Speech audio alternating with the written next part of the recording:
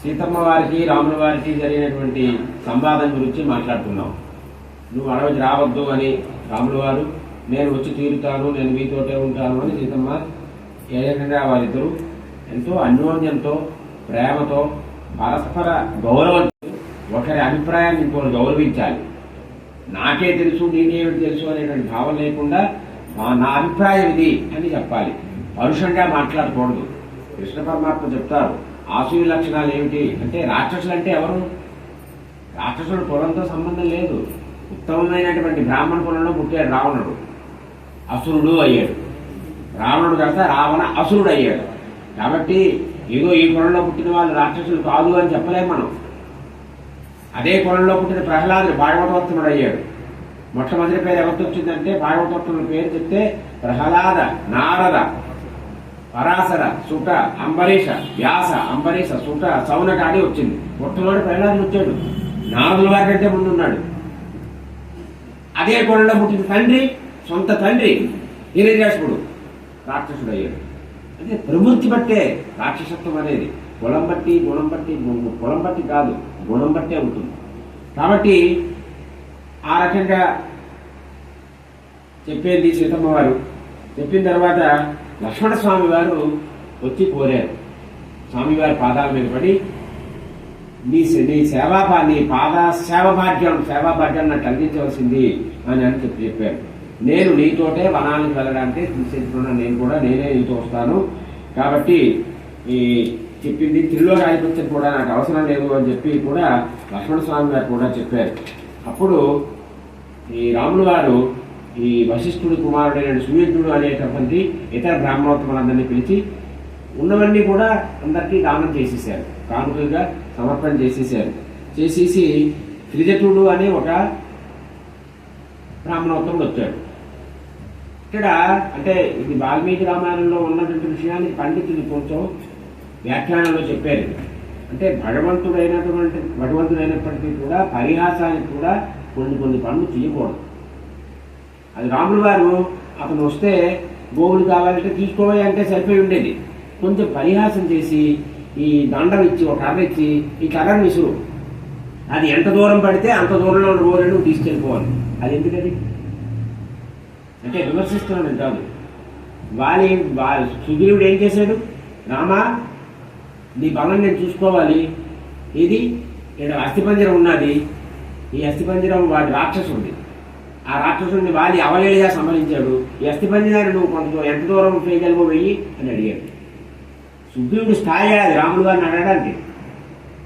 రాముల వారు ఎక్కడా, సుగ్రీవుడు ఎక్కడా అంటే దానికి పెద్దలు ఏం చెప్పారంటే, ఇక్కడ పరిహాసంగా రాముల వారు చేశారే అంటే అక్కడికక్కడ చెల్లు అయిపోవాలి. ఇక్కడ నేను గెలితే ఇక్కడ నువ్వు గెలితే ఇక్కడ నేను గెలుతాను, చెల్లు అయిపోయిందని చిన్నప్పుడు అనుకున్న వాళ్ళు చూసారా? నువ్వు ఒకవేళ 5 పైసలకి పిల్లలు కొనిచ్చావు, నువ్వు ఇవాళ నీకు మళ్ళీ ఇచ్చేది చెల్లు అయిపోయింది, ఇంకా నీకు నాకు బాకీలు లేవనేసి అయిపోతుంది కదా. అలాగనమాట. అంటే చెప్పవలసిన విషయం ఏంటంటే, పరిహాసానికి కానీ దేనికి కానీ ఎప్పుడూ ఏమీ అనుకోవద్దు, చాలా జాగ్రత్తగా ఉండాలి అని సూచిస్తోంది రామాయణం. అంతటి రాముల వారికే తప్పలేదు. సుగ్రీవుడు అడగడం ఏమిటండి, నువ్వు ఇది చెయ్యి, ఆ తాటి చెట్టు కొట్టు, అప్పుడు నీ మీద నాకు నమ్మకం వస్తుందా? చేశారు రాముల వారు, తప్పదు. ఎప్పుడు సుగ్రీవుడితో మైత్రి కలిగితేనే కానీ సీతమ్మ అన్వేషణ అవదు, సీతమ్మ ఎట్లతో తెలిస్తేనే కానీ సీతమ్మని తీసుకురావడానికి అవదు. అందువల్ల సుగ్రీవుడి శరణు పోయారు రాముల వారు. అంటే విధి అలా ఉంటుందంటే అవసరం ఉన్నప్పుడు అలా చేయాలి. నేనేదో గొప్పవాడిని, నీ అవసరం నాకేమిటి అని మాట్లాడకూడదు. అది ఆ రకంగా అతనికి గోసంపదను కూడా ఇచ్చారు. అప్పుడు రాముల వారు దశరథ మహారాజు దగ్గరికి వెళ్ళారు సీతాలక్ష్మణుడితో కలిసి. వారు వెళ్తూ ఉంటే ఊళ్ళో వాళ్ళందరూ, నగరంలో ఉన్నటువంటి ప్రజలందరూ కూడా చూస్తున్నారు రాముల వారిని, సీతమ్మని, లక్ష్మణ స్వామిని చూసి చాలా బాధపడ్డారు. సరే రాముల వారు ఒక నిర్ణయానికి వచ్చారు, సిద్ధం అవుతున్నారు వెళ్ళిపోవడానికి. దశరథుడు తట్టుకోలేకపోయాడు. రాముల వారు ఎంతో అతన్ని ఓదార్చడానికి ప్రయత్నం చేసి బయలుదేరుతున్నారు. అప్పుడు సీతమ్మ సుమంత్రుడు వచ్చి ఈ కైకేయిని హెచ్చరిస్తూ కొంచెం హితబోధ చేశాడు. ఎవరేం చెప్పినా ఏం వింటుంది ఆవిడ ఏమీ మార్పు రాలేదు ఆవిడకి. అప్పుడు ఈ దశరథుడు ఏం చేశాడంటే, సుమంత్రుడిని పిలిచి అవసరమైనటువంటి పదార్థాలు అన్నీ కూడా ఇతనితో పంపించవలసింది, సరుకులన్నీ పంపించవలసింది అని చెప్పాడు. చెప్తే వెంటనే కైకేయి అందేసింది. ఇతడు ఏమి పట్టుకెళ్ళడానికి వీల్లేదు అంటే అంత దుష్ట స్వభావం అలా అయిపోయింది. మంచిదే అయినప్పటికీ మనసు మారిపోయింది. ఆ మనసు మారిపోయి ఆ రకంగా అప్పుడు చెప్పింది. అప్పుడు సిద్ధార్థుడు అని ఒక చాలా ముసలివాడు ఆయన, అతను వచ్చి కైకేయిని మందలించాడు, బాగా గట్టిగా మందలించాడు. ఆ తర్వాత కైకేయి ఏం చేసిందంటే వనవాసం తను కోరింది రాముల వారిని ఒక్కడనే వనానికి వెళ్ళాలి అని చెప్పింది. సీతమ్మ తనంతట తానుగా నేను వెళ్ళిపోతాను అని బయలుదేరింది. లక్ష్మణస్వామి నేను వెళ్తాను, లక్ష్మణస్వామి బయలుదేరారు.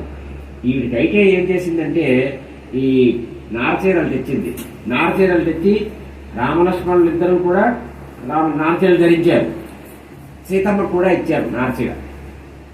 సీతమ్మ ఇప్పుడు కట్టుకున్నారే నారచీరలు అనేది, ఆవిడ కట్టుకోవడానికి ఇబ్బంది పడుతున్నారు. ఇబ్బంది పడుతుంటే రాముల వారే వచ్చి ఆవిడ సహాయం చేసి ఆ నారచీర వెళ్ళి అక్కడ ఏదో కట్టేశారు. అప్పుడు వశిష్ఠులు వారు చూశారు. చూసి ఎందుకమ్మా ఆమెను ఇబ్బంది పడతావు, నీ వరం ప్రకారం రాముల వారు ఒక్కడే వనానికి వెళ్ళాలి కదా, సీతమ్మ వనానికి వెళ్ళాల్సిన అవసరం లేదు కదా అని చెప్పేసి అప్పుడు ఎప్పుడైతే వశిష్ఠులు వారు అన్నారో దశరథుడు కొంచెం ధైర్యం తెచ్చుకొని దశరథుడు కూడా చెప్పాడు, అలా చేయడానికి వీల్లేదు, ఆవిడ నారచీరలు కట్టవలసిన అవసరం లేదు అని చెప్పాడు. అప్పుడు సీతమ్మ వారు అంటే సీతమ్మ వారు నారచీరలు కట్టుకొని వెళ్ళారు. తర్వాత ఒంటి మీద ఆభరణాలు లేవు, అవన్నీ లేనప్పుడు అక్కడ ఎలా వచ్చేసేది, ఆవిడ ఎలా దారి వేసారో అని అడుగుతారు మీరు ప్రశ్నలు కదా ఎవరైనా, దానికి సమాధానం చెప్తున్నారు. సీతాదేవికి ఆభరణాలన్నీ ఇచ్చి పంపించండి అని చెప్పారు దశరథ మహారాజు వారు. అప్పుడు ఆ కౌసల్య దేవి సీతమ్మ వారికి పతివ్రత ధర్మాలన్నీ చెప్పిందనమాట. ఏమిటి పతివ్రత ధర్మాలు అంటే ఇప్పుడు కూడా ఈ పరిస్థితులు ఎలా ఉన్నప్పటికీ కూడా పతిని మాత్రమే మనం గౌరవంగా చూసుకోవాలి అని చెప్పింది ఆవిడ. అని చెప్పి నా తంత్రి బాధ్యతే వీణ నా చక్రో వర్తతే రథ నా పతి సుఖమేధేత యాస్యాదవి సదా ఆత్మజ అంటే వేణున్నాదనుకోండి, ఆ వీణలో తీగలు అన్నీ ఉంటేనే వీణ మోగుతూ ఉంటుంది. ఒక తీగ తెగిపోతే ఏదో ఈ వీణది శుద్ధి లేదని ఏదో ఉంటుంది కదా, ఆ తీగ తెగిపోతే ఇంత వీణ మీరు వాయించడానికి అవకాశం ఉండదు. తీగలు తెగిపోయండి, మళ్ళీ తీగలు పెట్టుకుంటేనే వీణ వాడుతుందని. రథం ఉందనుకోండి, రథానికి చక్రాలు రెండు ఉంటేనే రథం వెళ్తుంది. ఇప్పుడు రథాలు మనకు అవసరం లేదు. కారు ఉందనుకోండి, కారు స్కూటర్కి 2 చక్రాలు బాగా ఉంటేనే ఒక టైర్ పంచర్ అయిపోతే స్కూటర్ వెళ్ళదు. కారు 4 చక్రాలు ఉంటేనే వెళ్తుంది. అదే రకంగా ఒక సంసారం అన్నప్పుడు భార్యాభర్త ఇద్దరు ఉండాలి, ఉన్నప్పుడే ఉంటుంది. అప్పుడే ధర్మ మార్గంలో వెళ్ళాలి అంటే భార్యాభర్త అంటే సహధర్మచర్య ఆవిడ. కాబట్టి ఆవిడ ఈయన ఇద్దరు ఉండాలి అని చెప్పారు. చంద్రుడు వెన్నెల వేరుగా ఉంటాయా అంటే భార్యాభర్త అలా ఉండాలి అని చెప్పారు కౌసల్య. ఇవాళ ఎవరు చెప్తున్నారు ఇవన్నీ? ఒక అబ్బాయి ఏమో అమెరికాలో ఉంటాడు, అమ్మాయి ఏమో కెనడాలో ఉంటుంది. ఆ అమ్మాయి అంటే ప్రమోషన్ వస్తుందండి, ప్రమోషన్ వచ్చిన తర్వాత అప్పుడు ఆ అమ్మాయి అమెరికా వెళ్తుంది, లేదంటే అబ్బాయి కెనడాకి వెళ్తాడండి అంటారు. చంద్రుడు ఎక్కడ ఉన్నాడు, వెన్నెల ఎక్కడ, అలా ఉన్నాయి పరిస్థితి. తర్వాత సీతాదేవి కూడా అత్తగారికి నమస్కారం పెట్టి ఆవిడ కూడా ఎన్ని మంచి విషయాలు చెప్పింది. ఈ విషయాలన్నీ కూడా ఎవరికైనా సరే ఇక్కడ అద్భుతమైన మాట, మిదం దదాతి పిత మితం మాత అమితం సుత అమితస్యైదాతారం భర్తారం కానపూజయేత్తు అని చెప్తున్నది సీతమ్మ వారు చెప్తున్నది ఈ మాట. అంటే మనకి తండ్రి మితంగానే ఇస్తాడు, అమితంగా ఇవ్వడు. ఒక పరిమితి ఉంటుంది తండ్రి ఇచ్చేదాన్ని, ఎన్నాళ్ళు తండ్రి చూస్తాడు. తర్వాత తల్లి కూడా మితంగానే చూస్తుంది, తన కడుపున పుట్టిన పిల్లలు కూడా మితంగానే చూస్తారు. కానీ అమితంగా చూసేటువంటిది ఎవరు, అమితంగా అన్ని ఇచ్చేటువంటిది ఎవరు అంటే భర్త మాత్రమే అని చెప్పింది. కాబట్టి ఎవరైనా తన భర్తని గౌరవించలేదు అంటే అటువంటి ఆ స్త్రీ ఏదవుతుందో ఆ స్త్రీ అసలు దౌర్భాగ్యురాలు అని చెప్తున్నాను. కాబట్టి నేను పతివ్రత ధర్మాలన్నీ కూడా ఆశ్రయించాను అని చెప్తున్నాను సీతమ్మ. తర్వాత పెద్దలన్నీ కూడా బోధించారు ఈ ధర్మాలు. అంటే పెద్దలు బోధించాలి ఈ ధర్మాలు. సామాన్య ధర్మాలు ఉంటాయి, విశేష ధర్మాలు ఉంటాయి. ఇవన్నీ కూడా నేను శ్రద్ధగా విన్నాను, అవగాహన చేసుకున్నాను. కాబట్టి నేను నా భర్తను ఎప్పుడు కూడా నిరాదరణ చెయ్యను అని చెప్తున్నారు. అలాంటిది చులకనగా భర్తని చులకన చేయకూడదు. అంటే ఇదంతా స్త్రీవాదం అండి. స్త్రీ పురుషుడు ఇద్దరు ఒకటేనండి, ఇద్దరు ఒకటి ఎలా అవుతారు? ఇద్దరు అవరు. ఆయన వేరు నేను వేరు. నా విద్యార్థి వేరు, ఆయన విద్యార్థి వేరు, నా ఉద్యోగం వేరు, ఆయన ఉద్యోగం వేరు, నా అనుష్ఠానం వేరు, ఆయన అనుష్ఠానం వేరు. నేను తిన్నట్టు ఆయన తినగలరా, నేను తాగినట్టు ఆయన తాగగలరా? ఒకరిగా ఉండదు, సమానత్వం అనేది లేదు. సృష్టిలో భిన్నత్వమే ఉంటుంది, అందులోనే ఆనందం ఉంటుంది. అది మనం గ్రహించాలి. అందుకు సీతమ్మ ఏం చెప్తున్నారంటే శ్రీరామ్ భక్తాహి దైవతం అని చెప్పింది చెప్తుంది. అదే ప్రత్యక్ష దైవము అంటారు. ఇవన్నీ చెప్తే స్త్రీవాదులందరూ కూడా ఏమిటో ఇవన్నీ పాశ్చాత్యం చెప్తారు, నా స్త్రీ భర్త కదా దైవం ఏమిటి అని చెప్తారు. అని ఎప్పుడైతే కౌసల్యాదేవి ఇవన్నీ కూడా విన్నది, చాలా సంతోషించింది. ఒక పట్ట సంతోషం, ఒక పట్ట దుఃఖం రెండు వచ్చాయి ఆవిడకి. అప్పుడు ఒక పట్ట ఆనందాశ్రములు వచ్చాయిట. చక్కటి మాట మాట్లాడుతున్నది కోడలని, ఇంకో పట్ట కొడుకు కోడలు వనాలకు వెళ్ళిపోతున్నారని బాధపడుతున్నది. అప్పుడు ఈ శ్రీరామచంద్రమూర్తి వారు రాములు వారు చెప్పారు కౌసల్యకి, అమ్మా నువ్వు దుఃఖం వదిలిపెట్టు, తండ్రి గారి జాగ్రత్తగా చూసుకోమ్మా అని చెప్పారు. చెప్పి ఏముంది వనవాసం గడిలో అయిపోతుందిలే, ఒక రాత్రి పడుకొని తెల్లారిపోతుంది కదా, రాత్రి అయిపోతుంది. అలాగే ఈ 14 సంవత్సరాలు గడిచిపోతాయి, నేను వెంటనే వచ్చేస్తాను, పర్లేదు, రెక్కలు కట్టుకొని సీతతోటి లక్ష్మణతోటి నేను ముందర వాళ్తానులే 14 సంవత్సరాలు అయిపోగానే, కాబట్టి నువ్వు జాగ్రత్తగా ఉండవలసింది అని చెప్పారు. చెప్పి అక్కడ 350 మంది పనులు ఉన్నారు అని చెప్పారు అక్కడ. అంటే దశరథుడికి అంతమంది భార్యలు. వాళ్ళందరినీ కూడా గౌరవంగా వారందరికీ కూడా నమస్కారం చేశారు రాములు వారు. నమస్కారం చేసి, మీ అందరూ మనందరం కూడా కలిసిమెలిసి ఉంటున్నాం కాబట్టి నేను తెలిసి కానీ తెలియక కానీ ఏదైనా మీ కష్టం కలిగించినదైతే నన్ను మన్నించండి అని కోరుతున్నారు రాములు వారు. తన తల్లిని అడిగితే అర్థం ఉంది, కానీ తన తండ్రి అసలు ఇంకోడైతే ఎంతమంది భార్యలు నీకు అవసరమా అని అడుగుతారు తండ్రిని. ఈ రోజుల్లో అయితే మా అమ్మ చాలదా, ఇంకెందుకు అంతమందిని పెళ్లి చేసుకున్నావు నువ్వు అని అడుగుతాడు. ఇవాళ వాడికి ఇది చెప్పాలి. 350 మంది భార్యలు ఉంటే వాళ్ళందరినీ తల్లుడుగా గౌరవించి వాళ్ళందరినీ చూసి, అమ్మా తెలిసి కానీ తెలియక కానీ నేను ఎప్పుడైనా తప్పు చేస్తే నన్ను క్షమించండి, మన్నించండి అని కోరుతున్నారు రాములు గారు. అది సంస్కారం, అది రాముడు అంటే. మనం అనుకున్నట్టుగా రాములు గారి గుణాలన్నీ ఇవి గుణాలు. చెప్పిన తర్వాత ఆయన ధర్మయుక్తంగా మాట్లాడారు, అర్థవంతంగా మాట్లాడారు. అప్పుడు అక్కడ ఉన్న వాళ్ళందరూ కూడా ఏడుస్తున్నారు, బాధపడుతున్నారు. అప్పుడు ఒక్కసారి స్వామివారు బయలుదేరారు. ఆ దశరథ భవనం అంతా కూడా దుఃఖంతో నిండిపోయింది అని చెప్తున్నారు. అప్పుడు సీతారామలక్ష్మణులు ఇద్దరు కూడా, ముగ్గురు కూడా తల్లిగారికి తండ్రి గారికి నమస్కారం చేశారు. అప్పుడు సుమిత్ర వచ్చింది. మహానుభావురాలు ఆవిడ. సుమిత్ర లాంటి తల్లి ఉండదు. ఆదర్శవంతమైనటువంటి తల్లి ఎవరంటే సుమిత్ర. చెప్పేది దానిన్నా ఇద్దరు కొడుకుల్లో ఒక కొడుకుని భగవంతుడు చేరి పంపించింది, ఇంకో కొడుకుని భాగవతోత్తముడు చేరి పంపించింది. అప్పుడు వాడు వెళ్ళేటే నువ్వు కూడా ఎందుకు లేవలేదు ఆవిడ. చూడండి, మరి మీ ఇద్దరు వెళ్ళిపోతే నాకైతే ఎవరు ఉంటారా అన్నాగా, అది కూడా అనలేదు ఆవిడ. అప్పుడు ఆవిడ అందరినీ పిలిచి ఈ లక్ష్మణస్వామి కౌసల్యాదేవి నమస్కారం చేశారు. సుమిత్రదేవి కూడా దండం పెట్టారు. ఆయన పెట్టిన తర్వాత సుమిత్ర ఒక్కసారి లక్ష్మణస్వామిని పైకి లేవలేశారు. తీసి చెప్పారు, నాయన దీక్ష వహించి యజ్ఞాలు ఆచరించడం ఎలా ఉందో, త్యాగంతో దానము ధర్మము చేస్తుంటారు అవేటువంటిదో, తన స్వామి కోసం ప్రాణత్యాగం చేస్తూ ఉంటారు, యుద్ధాలు చేస్తూ ఉంటారు, అటువంటివన్నీ కూడా మన వంశంలో వస్తున్నటువంటి సంప్రదాయాలు అని చెప్పారు. అదే రకంగా రామచంద్రమూర్తి వారి పట్ల అత్యంతమైనటువంటి భక్తి ప్రపత్తులతో నువ్వు వనానికి వెళ్ళడానికి సన్నసరదును కాబట్టి నువ్వు వెళ్ళాలి, తప్పకుండా వెళ్ళవలసింది అని చెప్పింది. నువ్వెందుకురా వెళ్ళడం, నేను రమ్మన్నాడా, నేను వెళ్ళమన్నాడా, నీకెందుకురా మధ్యలోని అంటారు మరోరైతే. వెళ్ళిస్తారంటే వాడి బాధ వాడు పడతాడు, నీకెందుకు, హాయిగా నువ్వు ఉండుకరా అంటుంది మరోరైతే. కానీ నువ్వు వెళ్ళినాయినా అని చెప్పి ప్రోత్సహించి పంపించింది ఆవిడ. పంపించి ఇక్కడ అద్భుతమైన మాట చెప్తుంది. రామం దశరథం విద్ధి మాం విద్ధి జనక ఆత్మజాం అయోధ్యాం మఠవీం విద్ధి గచ్చతాత యథా సుఖం అంది. నాయన రాముల వారిని దశరథుడు అనుకో, రాముల వారిలో దశరథుడిని చూడు, నీ తండ్రిని చూడు.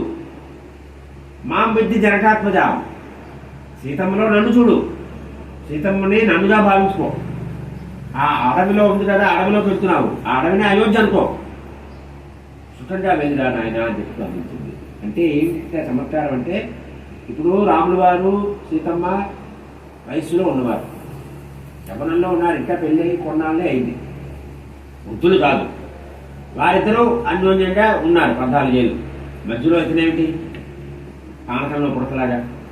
అంటే ఇద్దరు యువకుడు యువతి ఉన్నప్పుడు మధ్యలో మళ్ళీ సమాన వయసు ఉన్నవాడు రాముడు, ఒక రోజు తేడానే వీళ్ళిద్దరికి. అతనేమిటి మధ్యలో అంటే ఇట్లా పుత్రవాత్సల్యమే, తల్లి తండ్రితో పిల్లలు ఉండరా, అదేనమాట. ఇదే కిక్షుడికాండలో మన కరణికాండలో వస్తుంది, అది ఇప్పుడు చెప్తాను, అప్పుడు చెప్తాను మీకు. అంటే ఒక మాతృవాత్సల్యంతో పితృవాత్సల్యంతో లక్ష్మణ స్వామి కొడుకులా వెళ్ళారు, అంతే. తమ్ముళ్ళా వెళ్ళలేదు, తమ్ముడు మరిదిలా వెళ్ళలేదు, పుత్రుల్లా వెళ్ళారు. ఒక పార్వతీ పరమేశ్వరుడు ఉంటే అక్కడ కుమారస్వామి ఎలా ఉంటాడు, ఒక వినాయకుడు ఎలా ఉంటాడు, ఆ రకంగా వాళ్ళ తల్లిదండ్రిగా భావించడం చెప్తున్నారు. ఇంకా తల్లిదండ్రిని భావించుకుంటే కొడుకు, తల్లిదండ్రికి కొడుకు ఉండడంలో తప్పు లేదు. అది అక్కడ మనం గ్రహించవలసినటువంటి విషయము. అది చెప్పింది ఆవిడ. చెప్పిన తర్వాత సుమంత్రుడు అప్పుడు దేవేంద్రుడికి మాతని రథసారదనమాట.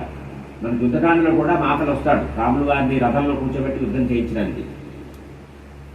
ఇవాళ 6:15, 6:30 దాకా చెప్పుకుందాం, ఎందుకంటే ఎక్కువ కథ ఉంది కాబట్టి. మళ్ళీ అవకాశం రాదు, మళ్ళీ నవరాత్రుల దాకా ఆయన కలిసి రావండి అంటే అవకాశం వస్తుంది, లేకపోతే అప్పుడు అవకాశం రాకపోవచ్చు. మళ్ళీ సంవత్సరం దాకా ఉండాలి. సంవత్సరంలో ఎవరు ఉంటామో, ఎవరు వెళ్ళిపోతామో, ఎవరెటు ఉంటామో ఏమో తెలియదు మనకి. ఎందుకంటే నిత్యం సన్నిహితో మృత్యువు అన్నారు. మృత్యు ఎప్పుడు పక్కనే కూర్చొని ఉంటుంది. ఎప్పుడు అవకాశం వస్తే అప్పుడు లాగేస్తామో చూస్తుంది. మనం చెప్పలేము ఎప్పుడు ఎలా ఉంటుందో.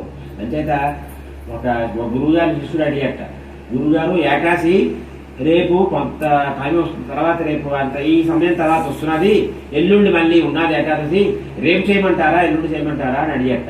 ఊరే నాన్న, ఎల్లుండి నువ్వు ఉంటావో ఉండవో ఎవరు నీకు చెప్పాడరా, కనీసం ఏకాదశి చేసిన ఫలితం వస్తుంది, రేపే చేసిరా అన్నట్ట. అంటే చెప్పలేము, ఆ ఏకాదశి చేసిన ఫలితం వస్తుంది, రేపు చేసి ఎల్లుండి వచ్చిన బాధ, ఎల్లుండి నువ్వు ఉంటావని ఎవడైనా నమ్మకంగా నీకు మృత్యువు లేదు, నువ్వు ఏకాదశి చేసి ద్వాదశి అయిన తర్వాత త్వరగా ఉంటావని చెప్పి అవును చెప్పలేదు కదా అని చెప్పారు. అప్పుడు ఈ సుమంత్రుడు రథం మీద కూర్చోబెట్టి రాముల వారిని సీతమ్మని లక్ష్మణుని తీసుకెళ్ళిపోతున్నాడు. అయోధ్య నగరం అంతా కూడా దుఃఖ సముద్రంలో మునిగిపోయి ఉన్నది. అప్పుడు దశరథుడు తన భవనానికి వచ్చాడు. వచ్చిన తర్వాత కౌసల్య మందిరంలోకి వెళ్ళాడు. అక్కడ ఏమైందంటే సుమంత్రుడు రథాన్ని వేగంగా తీసుకెళ్ళమని చెప్పారు రాముల వారు. అంటే ఎంత వేగం అయితే అంత వేగం, అంటే జనరథులు వచ్చేస్తున్నారు వెంటాల, రథాన్ని వెళ్ళవటం లేదు. ఆ సమయంలో సుమంత్ర ఇంకా ఆలస్యం చేయొద్దు, రథాన్ని అత్యంత వేగంగా తీసుకెళ్ళిపో, దాటించేయి, అయోధ్య దాటి పొలిమేరలు దాటించేయి అని చెప్పి రాములు గారు చెప్పారు. సుమంత్రుడు తీసుకెళ్ళిపోతున్నాడు. వెనకాల నుంచి దశరథుడు వచ్చాడు. ఓపిక వచ్చింది దశరథుడికి. బయటకు వచ్చి సుమంత్ర రథమాపు, రామా రామా అన్నాడు. రాములు గారు విన్నారు, ఏం మాట్లాడలేదు. సుమంత్ర రథమాపవయ్యా అన్నాడు. సుమంత్రుడు విన్నాడు. విని రాములు గారిని చూశాడు, ఏమి చేయడం, పోనీ రథం అన్నాడు.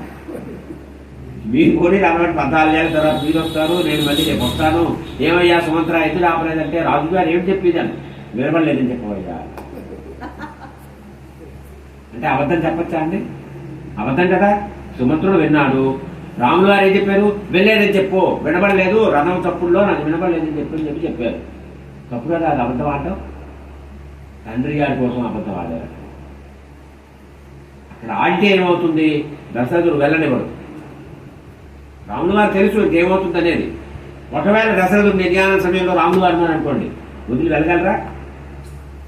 తండ్రి చనిపోతే తండ్రి నన్ను వదిలేసి తన అడవులు వెళ్ళగలరా? భర్త నువ్వు చూసుకోవయ్యా నేను వెళ్ళిపోతాను అని చెప్పగలరా? అది అవుతుంది. 10 రోజులు ఉండాలా, 13వ రోజు దాకా ఉండాలా? ఇంత అయిన తర్వాత కొత్తలు వదులుతుందా? అప్పుడేమో మీ నాన్న ఉన్నారన్నావు కదా, ఇప్పుడు మీ నాన్న కూడా నేను వస్తానంటుంటాను. చూసారా, ఆలోచించారా ఎన్ని ఉంటాయో? అవన్నీ ఆలోచించారు. అందుకే రాములు గారు యొక్క మేధస్సు. ఇవన్నీ ఆలోచించానా అని తెలీదా? అన్ని జరగబోయేదంతా తెలుసు ఆయనకి. అందుకే వేరం మూడు వేయాలి. అంటే అక్కడ ఆగినట్లయితే దశరథుడు ఆడిన మాట తప్పిన వాడు అవుతాడు. ఆడిన మాట తప్పితే ఉత్తమృతం రావు వాళ్ళు. అందుకే దశరథుడు హాయిగా స్వర్గానికి వెళ్ళాడు. యుద్ధం అయిన తర్వాత స్వర్గాన్ని నుంచి వస్తాడు దశరథుడు. దేవేంద్రుడు చెప్తాడు, మీ నాన్నగారు దశరథుడు వారు వచ్చారయ్యా, రామలక్ష్మణ వెళ్ళండి మాట్లాడండి వారితో అని చెప్పి పంపిస్తాడు. ఆ స్వర్గం లభించాలంటే అబద్ధం ఆడుకోవడం. అబద్ధాలు ఆడేవాడు స్వర్గంలో చోటు ఉండదు. అందుకు రాములు వారు భయపడ్డారు. మొత్తం మీద వెళ్ళిపోయారు, జనాలు అందరూ వెళ్ళిపోయారు, ఊరంతా ఖాళీ అయిపోయింది అయోధ్య, అందరూ లేరు అక్కడ. ఈ రాములు వారు ఎక్కడ ఉంటే అదే మాట అయోధ్య, రాములు వారు లేని అయోధ్య అడవే. కాబట్టి మేము అడవికే వెళ్ళిపోతాం, రాములు వారితో వెళ్ళిపోతాం అని అందరూ వెళ్ళిపోయారు. కౌసల్య మందిరంలో ఉన్నారు దశరథ వారు. అప్పుడు ఈ కౌసల్య కూడా బాగా బాధపడుతున్నది. సుమిత్ర చెప్పింది, ఏమీ పర్వాలేదు, నీ కొడుకు సామాన్యుడు కాదు, ఏముంది 14 సంవత్సరాలు వనవాసం పూర్తి చేసుకొని వచ్చేస్తాడులే అని చెప్పేసి చెప్పింది. తర్వాత ఈ ప్రజలందరూ వచ్చేసారు. రాములు వారు చెప్పారు, నాయన మీ అందరూ వెనక్కి వెళ్ళండి అయ్యా అని. అంటే వాళ్ళు మాత్రం ఏమన్నారంటే, మాకు మీ వెనకాల రావడానికి మీరు అడుగుతివ్వాలి, మేము అయోధ్యలో ఉండము, మీతోటే ఉంటాము. ఇంతమందిని పెట్టుకుని ఆయన వనవాసం ఏం చేస్తారు, తపస్సు ఏం చేస్తారు, దీక్ష ఏం చేస్తారు రాములు గారు. అప్పుడు చూశారు, సరే ఏం చేద్దాం అనుకున్నారు. అక్కడ ఈ తమసా నదీ తీరంలో ఒక రాత్రి విడిది చేశారు. అక్కడ అందరూ పడుకున్నారు. పాపం రాములు గారు చూశారు, ఇదే మంచి అదును అనుకున్నారు. ఆయన తెల్లవారకుండా అందరూ మంచి నిద్రలో ఉన్నారు. తెల్లవారిగానే మన మంచి నిద్ర పడుతుంది చూసారా, రాత్రి అంతా నిద్ర పట్టలేదండి, సరిగ్గా 4:30 అయిందండి, మంచి నిద్ర పట్టింది అనుకోండి అంట. అదే అప్పుడే నిద్రాదేవి వస్తుంది, వీరు తెల్లవారు లేవకూడదు. సూర్యుడు వచ్చిన తర్వాత ఎండ బాగా వచ్చేస్తుంది. ఇదేమిటి నేను పడుకున్నప్పుడు చంద్రుడు ఉన్నాడు, ఇప్పుడు సూర్యుడు వచ్చాడా, అప్పుడు లేవాలి. లేస్తే పాప వేటంలో పడుతుంది అనమాట. సంధ్యా సమయంలో పడుతున్నారు, 1000 పాప వేటంలో ఇవాళ పాప వేటంలో వేసే అది కడకపోతారా, పాపాలు అకౌంట్ కడకపోతే తప్పు కదా. అందుకు ఆ తెల్లవారి సమయంలోనే నిద్రలో ఉన్నారు అందరూ కూడా. ఉంటే రాములు వారు ఇదే అదను పదండి అని చెప్పి తీసుకెళ్ళిపోయారు. సుమంత్రుడు, రాములు వారు, లక్ష్మణుడు, సీతమ్మ అక్కడి నుంచి వెళ్ళారు. వెళ్ళిన తర్వాత ఆ తమసా నదిని దాటారు. తమసా నదిని దాటి ప్రజలందరూ లేచారు. వీళ్ళు లేచి చూశారు, అమ్మమ్మమ్మ రాములు వారు ఎంత పని చేశారు, మన తీసుకెళ్ళమంటే మన వదిలేసి ఆయనేమో మన అనాథలు చేసేసి ఆయనేమో మళ్ళీ వెళ్ళిపోయారే అని బాధపడ్డారు, తిరగబడి పడ్డారు. ఏమిటి చేయడం, ఆయన ఎక్కడికి వెళ్ళారు, నది దాటిపోయారు. ఆయన నది దాటి ఎదుకు వెళ్ళారో ఎలా తెలుస్తుంది. ఆంజనేయ స్వామి అయితే వెతుక్కుంటారు ఎక్కడైనా సరే, వీళ్ళేం వెతుకుతారు పాపం, వెతుక్కునే శక్తి లేదు. అప్పుడు అనుకున్నారు, మరి ఇంకేమిటి చేస్తాంలే, పదని మళ్ళీ మనమే పడతాం, అయోధ్యకి పోదాం, దశరథుడు ఎలా ఉన్నాడు అని పాపం మళ్ళీ అయోధ్యకు వెళ్ళారు. అయోధ్యను చూసేది వాళ్ళందరూ కూడా బాధపడిపోయారు. ఎందుకంటే ఎక్కడ స్వామి లేదు అయోధ్య నగరంలో. అయోధ్య అంటే ఏమనుకున్నారు, మనుడా మానవేంద్ర నిందుదాస్వయమని మనువు ఆయన నిర్మించాడు అయోధ్య. అక్కడ ఉన్నటువంటి సరయూ నది బ్రహ్మ సరస్సు నుంచి వచ్చింది. అంతటి మహిమోపేతమైనది సరయూ నది అనమాట. అటువంటి అయోధ్య నగరం ఎలా ఉండేదంటే, దశరథ మహారాజు పరిపాలన చేస్తుంటే అమరావతిలో ఉండేది అన్నారు. అమరావతి మన ఆంధ్ర అమరావతి కాదు, అది భ్రమరావతి, భ్రమలోనే ఉంది. అమరావతి అంటే దేవేంద్రుడు రాజధాని. అమరావతి ఎంత శోభగా ఉంటుందో అంత శోభగా ఉండేది అయోధ్య అని చెప్పారు. ఎప్పుడు వ్యాపారస్తులు వస్తూ ఉండేవారు, వ్యాపారాలు అవుతూ ఉండేవి, చెట్లు ఉండేవిట, రాచమార్గాన్ని 2 వైపులా చెట్లు ఉండేవిట. ఇవాళ అందరూ వృక్షాలు నాటండి, చెట్లు నాటండి అని 2 పెద్ద ఫోటోలు తీస్తారు, టీవీలో పెడతారు, చెట్లు నాటుతారు, మన్నాడు మళ్ళీ మాడిపోతాయి. ఎవడు వాడు నీరు పోసేవాడు ఉన్నాడు. కానీ అయోధ్యలో పచ్చని చెట్లు ఉండేవిట, చాలా ఆహ్లాదకరంగా ఉండేదిట.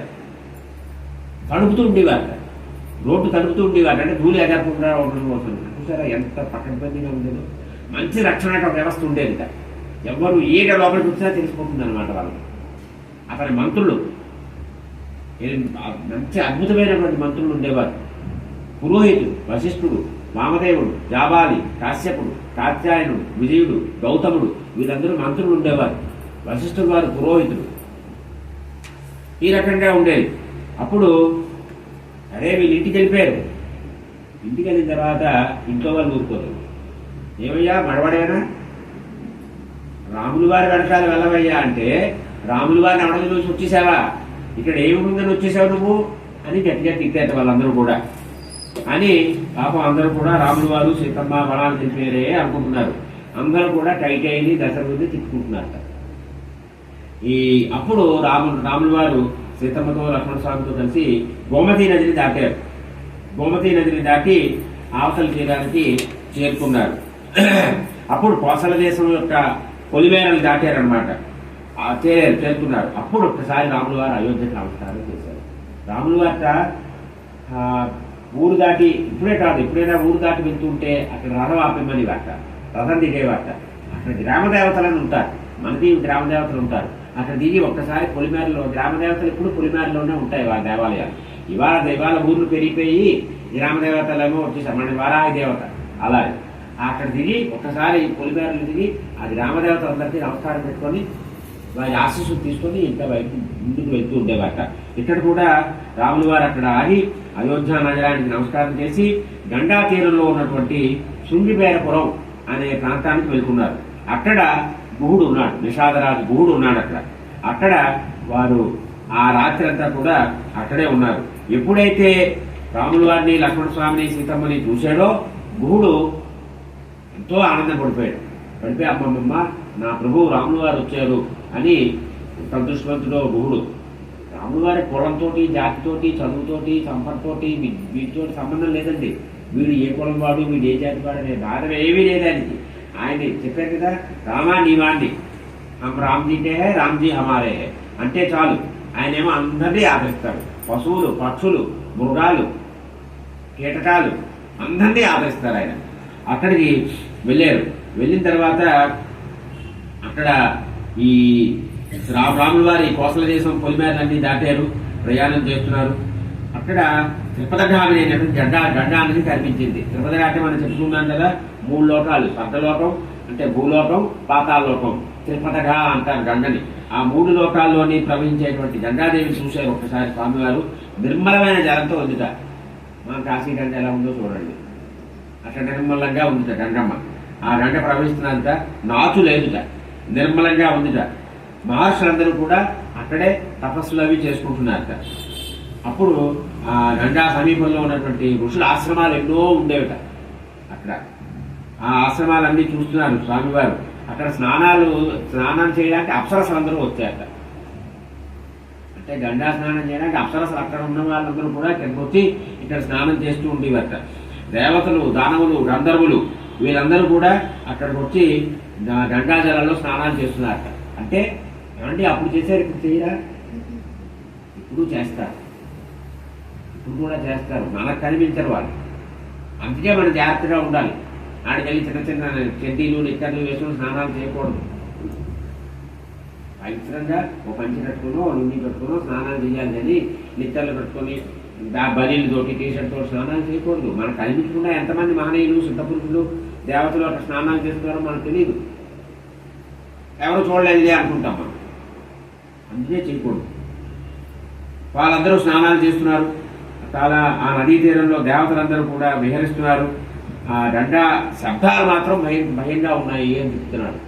మీరు హిమాలయాలకు వెళ్తే, ఉత్తరాది వెళ్తే దయవేస్తుంది. ఓరుమై పెద్ద శబ్దం వస్తుంటుంది గంగమ్మ. మన యమునోత్రి వెళ్ళడానికి ఆ లక్ష్మణ చెట్టి అని ఉంది, లక్ష్మణ చెట్టి ముందు ఆగుతాం. అక్కడైతే మేము అక్కడ 2 సార్లు వెళ్ళినప్పుడు అది అయితే రాత్రంతా అట్టే 24 గంటలు అహోరాత్రం అలా పెద్ద శబ్దం వస్తుంటుంది గంగమ్మ. అసలు భయం వేస్తుంది దానికి. ఆ భయం వింటే అంత శబ్దంగా ఉంటుంది గంగ, ఉధృతంగా ఉంటుంది. కొన్ని చోట్ల చాలా గంభీరంగా ఉంది గంగ. కొన్ని చోట్ల మృదంగం వాయిస్తే ఎలా ఉంటుందో అలా ఉందిట. చూడండి ఎంత వాయిస్ వాదిస్తున్నారో వాల్మీకి మహర్షి. ఒక్కొక్క దగ్గర ఎలా ఉందంటే పిడుగు పడితే ఎంత భయంకరంగా ఉంటుందో అంత భయంకరంగా ఉందిట. అన్ని రకాలుగా ఉంటుంది గంగమ్మ. ఆ దేవతలందరూ కూడా స్నానాలు చేస్తున్నారు. ఈ హంసధ్వనులన్నీ ఉన్నాయట అక్కడ. ఈ రకంగా ఆ నదీ జలాలన్నీ కొన్ని చోట్ల కనబట్టం లేదుట. పద్మాలు బాగా ఉన్నాయట. ఆ పద్మాలు ఉండడం వల్ల ఆ నదిలో జలం ఉన్నది అనే విషయం కూడా కనిపించకుండా ఉన్నది అని చెప్పారు. ఇవన్నీ చెప్పుకుంటూ పోతే మనకి సమయం సరిపోదు. తర్వాత రాముల వారు గుహుణ్ణి కౌలించుకున్నారట. గుహుడు ఆశ్రమానికి వెళ్ళారు. అప్పుడు అతను స్వాగతం చెప్పాడు. స్వామి, మీరు మా ప్రభువులు, మేము మీకు సేవకులం, ఈ రాజ్యం అంతా మీదే. చూసారా, అయితే ఏమోని నువ్వు రాజ్యం కాదు, ఈ రాజ్యం భర్తృదయా, నువ్వు వెళ్ళిపోని పంపించేసింది. సంస్కారం ముఖ్యమండి.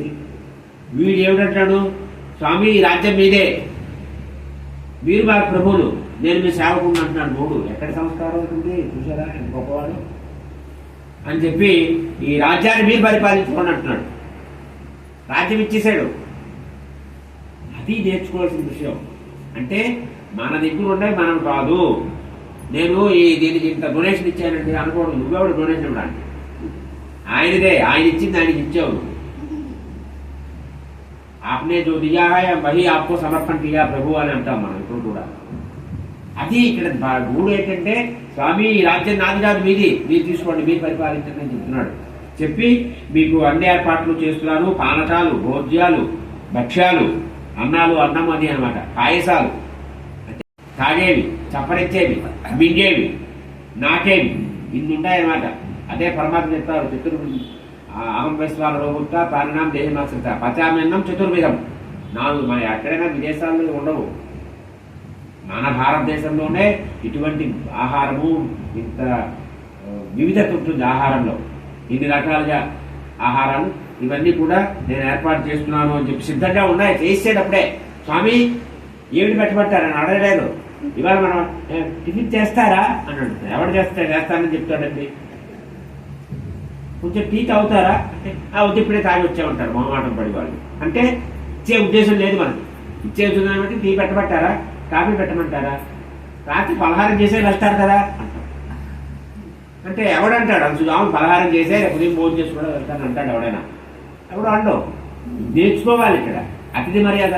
మూడు ఏం చెప్పాడు, మీకోసం అన్ని పిండి వంటలు ఉన్నాయి, వంటలన్నీ సిద్ధంగా చేసి ఉంచాం, పదార్థాలన్నీ సిద్ధంగా ఉన్నాయి, స్వామి మీరు ఆ ప్రసాదం స్వీకరించండి, నా ఆతిథ్యం స్వీకరించండి అని కోరుతున్నాడు. మంచాలు ఏర్పాటు చేశాను, హాయిగా మంచాలు మీరు పడుకోండి అని చెప్పాడు. మీ గుర్రాలకు కూడా గడ్డి అవి పెట్టడానికి సిద్ధంగా చేశాను అని చెప్పాడు. అప్పుడు నడిచి వెళ్ళేట, నడిచి వెళ్ళి స్వామివారికి స్వాగతం చెప్పేట. వస్తానులే, మీరు అటు ఉండండి, వస్తే తీసుకోండి, నేను ఇక్కడ ఉంటాను అనలేదు. అనలేదు అంటే తన ప్రభువు వస్తున్నారు, రాములు వారు వస్తున్నారంటే ఊరి పొలిమేరం దాకా వెళ్ళి అక్కడ స్వామివారిని స్వాగతం. మన విజయేంద్ర సరస్వతి స్వామివారు వచ్చారు, కంచి స్వామివారు వచ్చారు. వచ్చినప్పుడు కంచి మఠం దగ్గర చూసుకుంటాం అనలేదు ఎవరో కూడా. ఎన్నో కిలోమీటర్ల దూరం వెళ్ళిపోయారు. మేమూరు ఆ ముందు నుంచి ఇంకా కాశీలో స్వామివారు ప్రవేశిస్తారని అక్కడికి వెళ్ళిపోయి అక్కడి నుంచి స్వామివారిని చూసుకొని వచ్చారు. ఈ రాత్రి 7 గంటలకు వస్తారని రాత్రి 11, 12 గంటలకు వచ్చారు స్వామివారు యాత్ర. అది పద్ధతి. ఒక యతీశ్వరుడు వచ్చినా, ఒక మహారాజు వచ్చినా, దేవుడు వచ్చినా అక్కడి నుంచి తీసుకురావాలి, అది సాంప్రదాయం.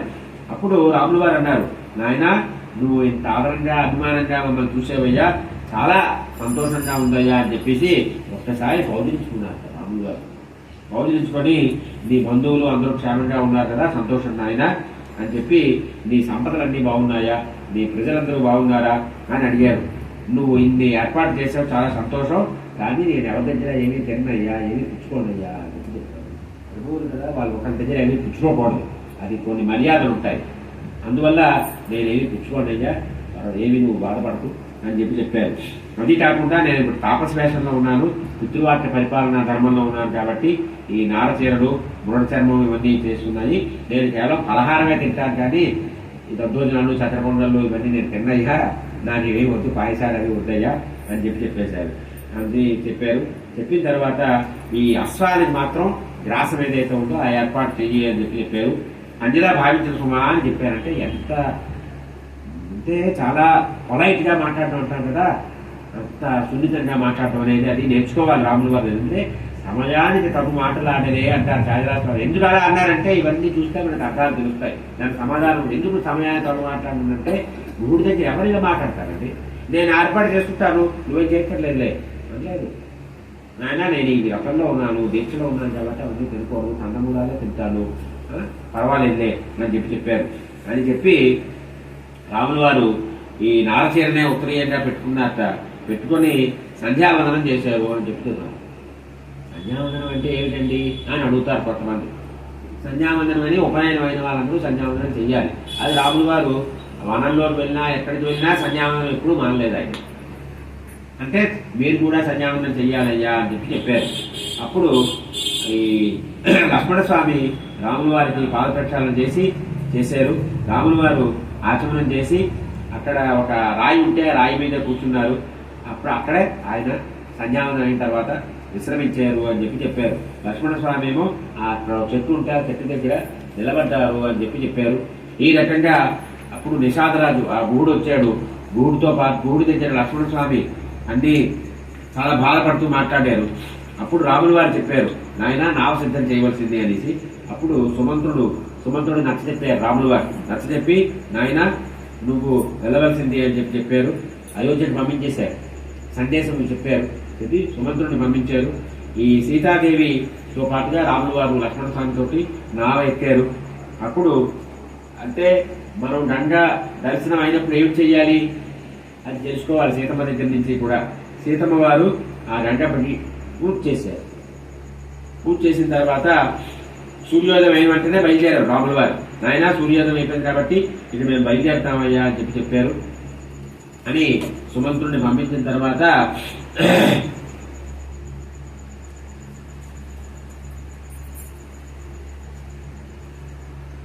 సుమంత్రుడు కూడా చెప్పాడు, స్వామి మీకు అమితమైనటువంటి కీర్తి కలుగుతుంది అని చెప్పాడు.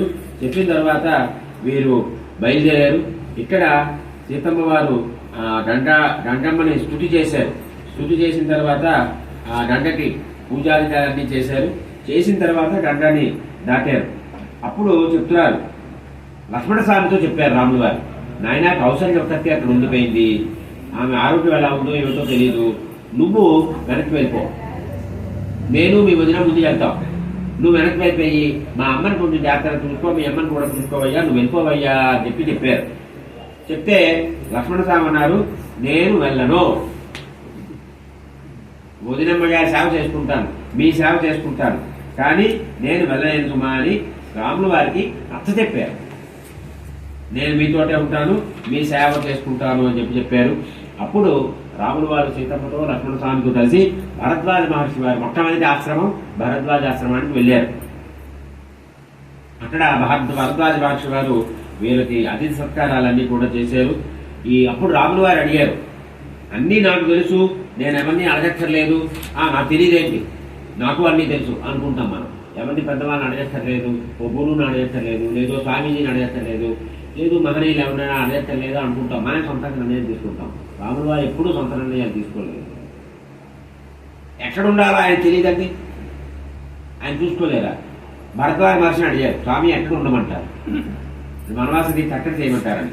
అప్పుడు భరద్వాజ మహర్షి చెప్పారు, నాయన దగ్గరలోనే చిత్రకూటం ఉన్నది, 10 కోట్ల దూరంలో ఉన్నది, ఆ చిత్రకూటం చాలా రమణీయంగా ఉంటుంది, మందాకిని నది తీరవది, చాలా పర్వతాలు చాలా బాగుంటాయి, ఆ పర్వతాల దగ్గరే మహనీయులందరూ ఉంటారు. ఇంకొంచెం చిత్రకూటం కొంచెం ముందుకు వెళ్తే అత్రి అనసూయ ఆశ్రమం ఉంది. అక్కడ ఆ చిత్రకూటంలోనే సుమారు 11 సంవత్సరాలు ఉన్నారు రాముల వారు. ఈ కాకాస వృత్తాంతము అవన్నీ సుందరకాండలో వస్తాయి, అవన్నీ అక్కడే జరిగాయి. అద్భుతంగా ఉంటుంది చిత్రకూటం. ఇంకా అది కాశీలాగా అయోధ్యలాగా మారలేదు. నైమిషారణ్యం చిత్రకూటం ఈ రెండు ఇంకా మారలేదు. మారిపోతాయి, కొన్నాళ్ళు మారిపోతాయి. ప్రజలు ఎక్కువ వెళ్ళిపోతుంటే మారిపోతాయి, ప్రజలు తక్కువ ఉంటే చూడడానికి బాగుంటాయి. అక్కడ ఏకాంతంగా మీరు ఉండడానికి బాగుంటుంది అని చెప్పి ఇక్కడ ఏమన్నారంటే, నా పాప తుడితే మనహ అన్నారు. అంటే మనసు కూడా ఏమీ పాపం చేయదన్నమాట. మనసు కూడా చాలా ప్రశాంతంగా ఉంటుంది. ఎక్కడ పాప ఆలోచన మనసు పరిగెత్తు ఉంటుంది, పరిగెత్తి పాపాలు చేస్తూ ఉంటుంది, పాప ఆలోచనలు పెడుతుంది. అది ఆలోచన జాయికో విషయాన్ని సంతస్తేసే పరాభవాన్ని శ్రీకృష్ణ స్వామి గారు చెప్పారు కదా. అప్పుడు మనసులో ఆలోచన వస్తాయి, విషయానికి వస్తుంది, దానివల్ల కామం వస్తుంది, కామం వల్ల క్రోధం వస్తుంది. అలా ఏమవుతుందంటే బుద్ధినాశ ప్రణశ్యతి అన్నారు స్వామివారు. బుద్ధి పూర్తిగా రసించిపోతుంది. అప్పుడు మనిషి పతనానికి దారి తీస్తుంది అని చెప్పారు. అందువల్ల అది అక్కడ అయిందంటే గంగా యమున సరస్వతి సంగమం పర్యాగలో భరద్వాజ మహర్షిని కలిశారు. అక్కడి నుంచి యమున అంటే గంగా వచ్చింది, యమున వచ్చింది, సరస్వతి ఉంది. అక్కడ గంగా నదిని దాటి అక్కడికి వచ్చారు. ఇప్పుడు యమునా నదిని దాటుతున్నారు. యమునా నదిని దాటి వెళ్తున్నారు. అక్కడ కూడా మళ్ళీ ఈ సీతమ్మ వారు యమునా నదిని కూడా స్తుతి చేశారు. కాలింది మన సీతాదు యాతమానా కృతాంజలి అని యక్షేత్రాం గోసహస్రేణ సురాగతి తేలిత సస్య ప్రచారతే రామే పురీ భిక్షాకు పాలిత స్వస్తిదేవి తరామిత్తా పారయమ్మే పతివ్రతం అని సీతమ్మ వారు ఆ యమునాదేవిని కూడా ప్రార్థించారు. కాలింది అని కూడా పేరు యమునమ్మ. ఆవిడ్ని ప్రార్థించారు, నీ ప్రభావాన్ని దాటుతున్నానమ్మా, ఎప్పుడు కూడా మంగళం కలిగించుగాక, నీ అనుగ్రహంతో నా భర్త చేపట్టిన వనవాస దీక్ష పరిపూర్ణం కావాలి అని కోరుకొని రాముల వారు మళ్ళీ ఇక్ష్వాకుల రాజధాని అయోధ్యను తిరిగి రావాలి అని చెప్పి అంజలి ఘటించి అమ్మవారు ప్రార్థించారు. తరువాత ఈ ఒక తత్వ సహాయంతో వాళ్ళు ఆ నదిని దాటారు. నదిని దాటిన తర్వాత ఈ స్వామి అక్కడ ఒక వృక్షం ఉందిట, మర్రి చెట్టు ఉందిట.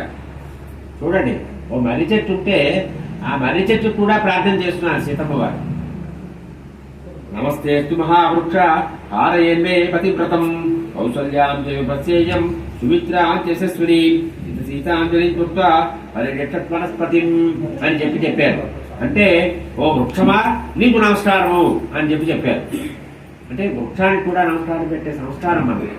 అంటే నా భర్త యొక్క వనవాసం ఏదైతే ఉందో అది నిరంతరాయంగా పూర్తి అవుతుంది అని చెప్పారు. అంతేకాకుండా మేము మళ్ళీ కౌసల్యని సుమిత్రని అందరినీ కూడా దర్శించుకుంటాము, కాబట్టి మమ్మల్ని అనుగ్రహించవలసింది అని చెప్పారు. చెప్పి మా మనోరథాన్ని నువ్వు పూర్తి చేయవలసింది అని చెప్పి కోరుకున్నారు.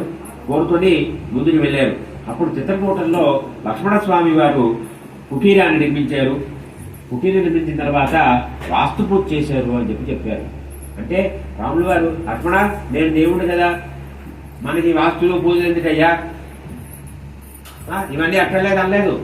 పద్ధతి, శాస్త్రము, మర్యాద, శాస్త్రంలో ఏం చెప్పారో అదే చెయ్యాలి. కాబట్టి వాస్తు పూజ చేయించారు.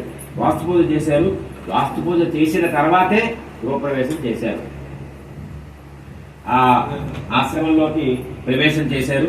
ప్రవేశం చేసిన తర్వాత అప్పుడు ఈ సుమంతుడు అయోధ్య నగరాన్ని చేరుకున్నాడు. చేరుకున్న తర్వాత చూశాడు, కళావిహీనంగా ఉంది అయోధ్య. అప్పుడు దశరథ మహారాజు వారు నేను కలిశాడు. దశరథ మహారాజు వారు అడిగారు, నాయనా సుమంత్ర, రాములు వారు ఏమన్నారు, సీతమ్మ ఏమిటన్నారు, లక్ష్మణుడు ఏమిటన్నాడు అంటే, అప్పుడు వాళ్ళు ఎలా ఉన్నారు, ఆ వనంలో ఎలా ఉన్నారు అని అడిగితే సుమంతుడు వాళ్ళు చెప్పిన విషయాలన్నీ కూడా చెప్పారు దశరథ మహారాజు వారికి. చెప్పిన తర్వాత ఈ దశరథుడు కూడా ఈ దైన్య స్థితి ఉన్నది, అయోధ్య నగరం చాలా దీనంగా ఉన్నది అని చెప్పి కూడా సుమంతుడు చెప్పాడు. చెప్పిన తర్వాత దశరథ మహారాజు ఏం చేస్తాడు, బాధపడుతున్నాడు. ఈ పిల్లలు లేరే అనేటువంటి బాధలో కౌసల్యాదేవి కూడా ఉన్నది. ఆ కౌసల్యను కూడా సుమంతుడు ఓదార్చాడు. అప్పుడు కౌసల్య ఒక్క విషయం గుర్తుపెట్టుకోండి, రాములు వారు రాజ్యం చేస్తున్నప్పుడు వైధవ్యం లేదు. అంటే భర్త ముందు చనిపోవడము అనే బాధ ఏ స్త్రీకి లేదు, ముగ్గురు మినహాయించి, కౌసల్య, సుమిత్ర, కైకేయి. ఎందుకు వచ్చింది మరి? రామరాజ్యంలో వైధవ్యం లేదు అన్నప్పుడు వేల ముగ్గురికి ఎందుకు వచ్చింది? నేను అనుకున్నాను కదా, మనం చేసిన పుణ్యము, మనం చేసిన పాపము అనుభవించి తీరాల్సిందే. మన భర్త దేవుడైనా, మన కొడుకు దేవుడైనా, మన తమ్ముడు దేవుడైనా, ఏదైనా అనుభవించి తీరవలసిందే. ఇక్కడ ఉన్నది సమాధానం. కౌసల్య దశరథుడిని నిందించింది. భర్తే దైవమా అని చెప్పుకున్నాం కదా, రాములు వారు చెప్పారు, సీతమ్మ చెప్పారు, కౌసల్య కూడా సీతమ్మని చెప్పింది, భర్తే దైవము అని చెప్పింది. ఎదుటి మనిషికి చెప్పేటట్టుగా రీతులు ఉన్నాయని ఏదో అంటారు చూసారా, అలాగా. అంటే ఆ శోకంలో, ఆ బాధలో ఒక్కసారి సంయమనం కోల్పోయి నిందించింది భర్తని. చెప్పి ఈ అందరినీ ఆనందింపజేసేటువంటి రాములు వారు, ధర్మ మార్గంలో ఉండే రాములు వారు ఇవాళేమో వనంలో ఉన్నారు అని బాధపడుతున్నది. మహారాజా, నువ్వు అటువంటి ప్రియభాష అయినటువంటి రాముడిని అడవిని పంపించేసేవయ్యా, అపకీర్తిని మూట కట్టుకున్నావయ్యా అన్నాడు. చేసి యవ్వనంలో ఉన్నటువంటి సీతాదేవిని కూడా నువ్వు వాడిని పంపించేసేవయ్యా, ఆ సీతమ్మ చలికి ఎండకి ఎలా పట్టుకుంటుందయ్యా అని చెప్పింది. అడవుల్లో వాళ్ళు ఎలా తింటారయ్యా, ఏమి తింటారయ్యా అని అడిగింది. పూర్వముగాలన్నీ వస్తే వాళ్ళు ఎలాగ ధరిస్తారయ్యా అని చెప్పింది. అని ఈ రాముడు తన చేతిదే తలదిండుగా పెట్టుకొని పడుకుంటున్నాడు కదా, ఇటువంటి పరిస్థితి ఎందుకు వచ్చిందయ్యా అని అడిగింది. అని ఈ రకంగా చెప్పి, నువ్వు కైకేయి ఏదైతే చెప్పుడు మాటలు చెప్పిందో అవి మాత్రమే విన్నావు, నువ్వు ముందు వెనక ఆలోచించలేదు, ఆలోచించుకుంటా జాలి లేకుండా సీతారామ లక్ష్మణుల ముగ్గురిని అడవి పంపించేవయ్యా అని చెప్పన్నది. అన్ని సుఖంగా ఉండవలసినటువంటి వాళ్ళు చిన్నపిల్లల ముగ్గురు కూడా నీ వల్లనే అడవుల్లో కష్టాలు పడుతున్నారయ్యా అన్నాను. అది తప్పు ఆవిడ అన్నాం. రాములు వారు చెప్పారు, ఇవన్నీ దైవికాలు, ఇవి దైవ నిర్ణయాలు అని రాములు వారు చెప్పారు. చెప్పిన తర్వాత కూడా ఆ రకంగా కౌశల్య మాట్లాడటం తప్పు అని పెద్దలు వ్యాఖ్యానం చేశారు. నేను చెప్పలేదు, నేనే చెప్పడానికి. అప్పుడు ఒకవేళ అసలు భరతుడి గురించి కూడా నీకు తెలియదు అని చెప్తున్నాడు దశరథుడితో. రాముల వారే భరతుడు నువ్వు రాజ్యం పరిపాలించురా అని చెప్పినా సరే భరతుడు ఒప్పుకోడు. కాబట్టి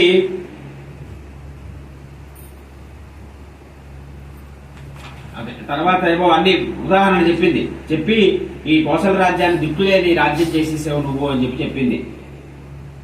శూన్యం చేసేసావు నువ్వు అని చెప్పింది. చాలా పరుషంగా మాట్లాడింది కౌశల్య.